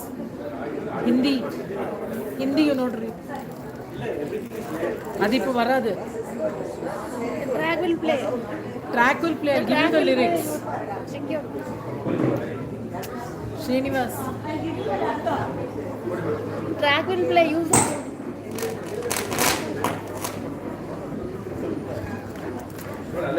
वो हिंदी नहीं है. Sorry for the delay.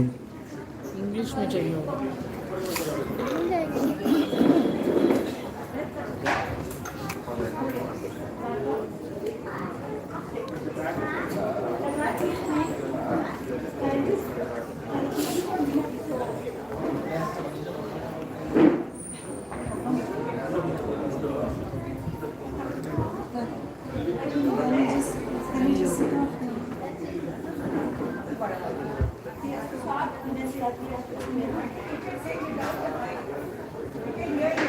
Hello.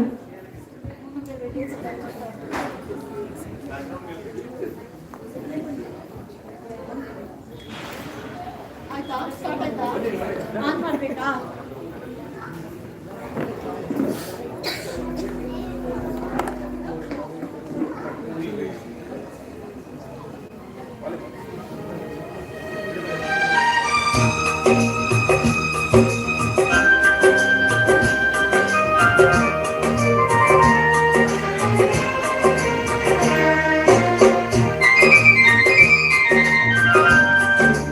जोत जगाते चलो, जोत से जोत जगाते चलो, प्रेम की गंगा बहाते चलो, प्रेम की गंगा बहाते चलो।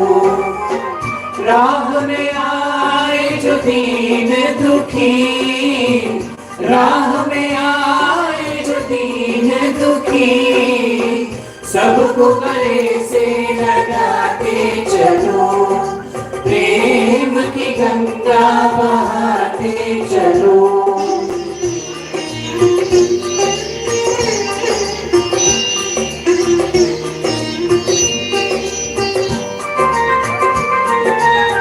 जिसका न कोई संगी साथी, ईश्वर है रखवाला। जो निर्धन है, जो निर्बल है, वो है प्रभु का प्यारा। प्यार की मोती, प्यार की मोती लगाते चलो, प्रेम की गंगा बहाते चलो, प्रेम की गंगा बहाते चलो।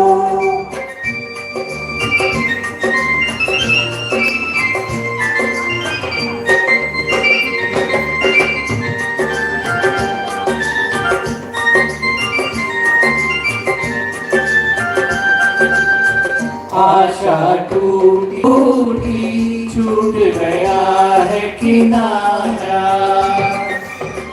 बंद करो मत द्वार दया का, दे दो कुछ तो सहारा। दीप दया का, दीप दया का जलाते चलो, प्रेम की गंगा बहाते चलो, प्रेम की गंगा बहाते चलो।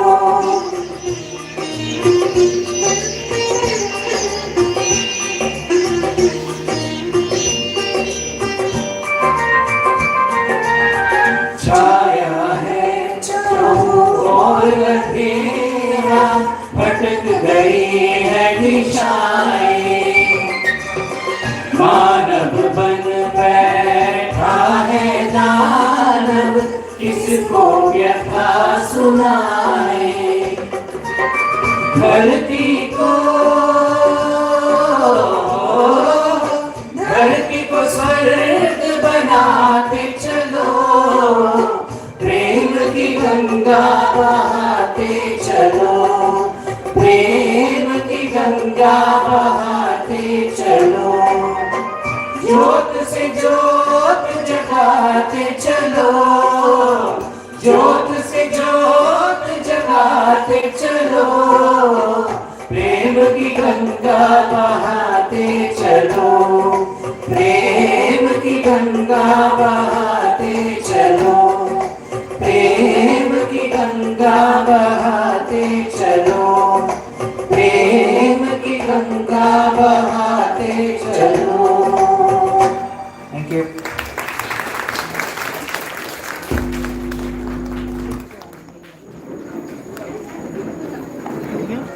और भी कुछ है?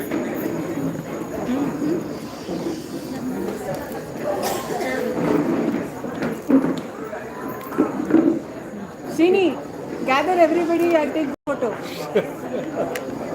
Children can sit here. Can all the cast come over please?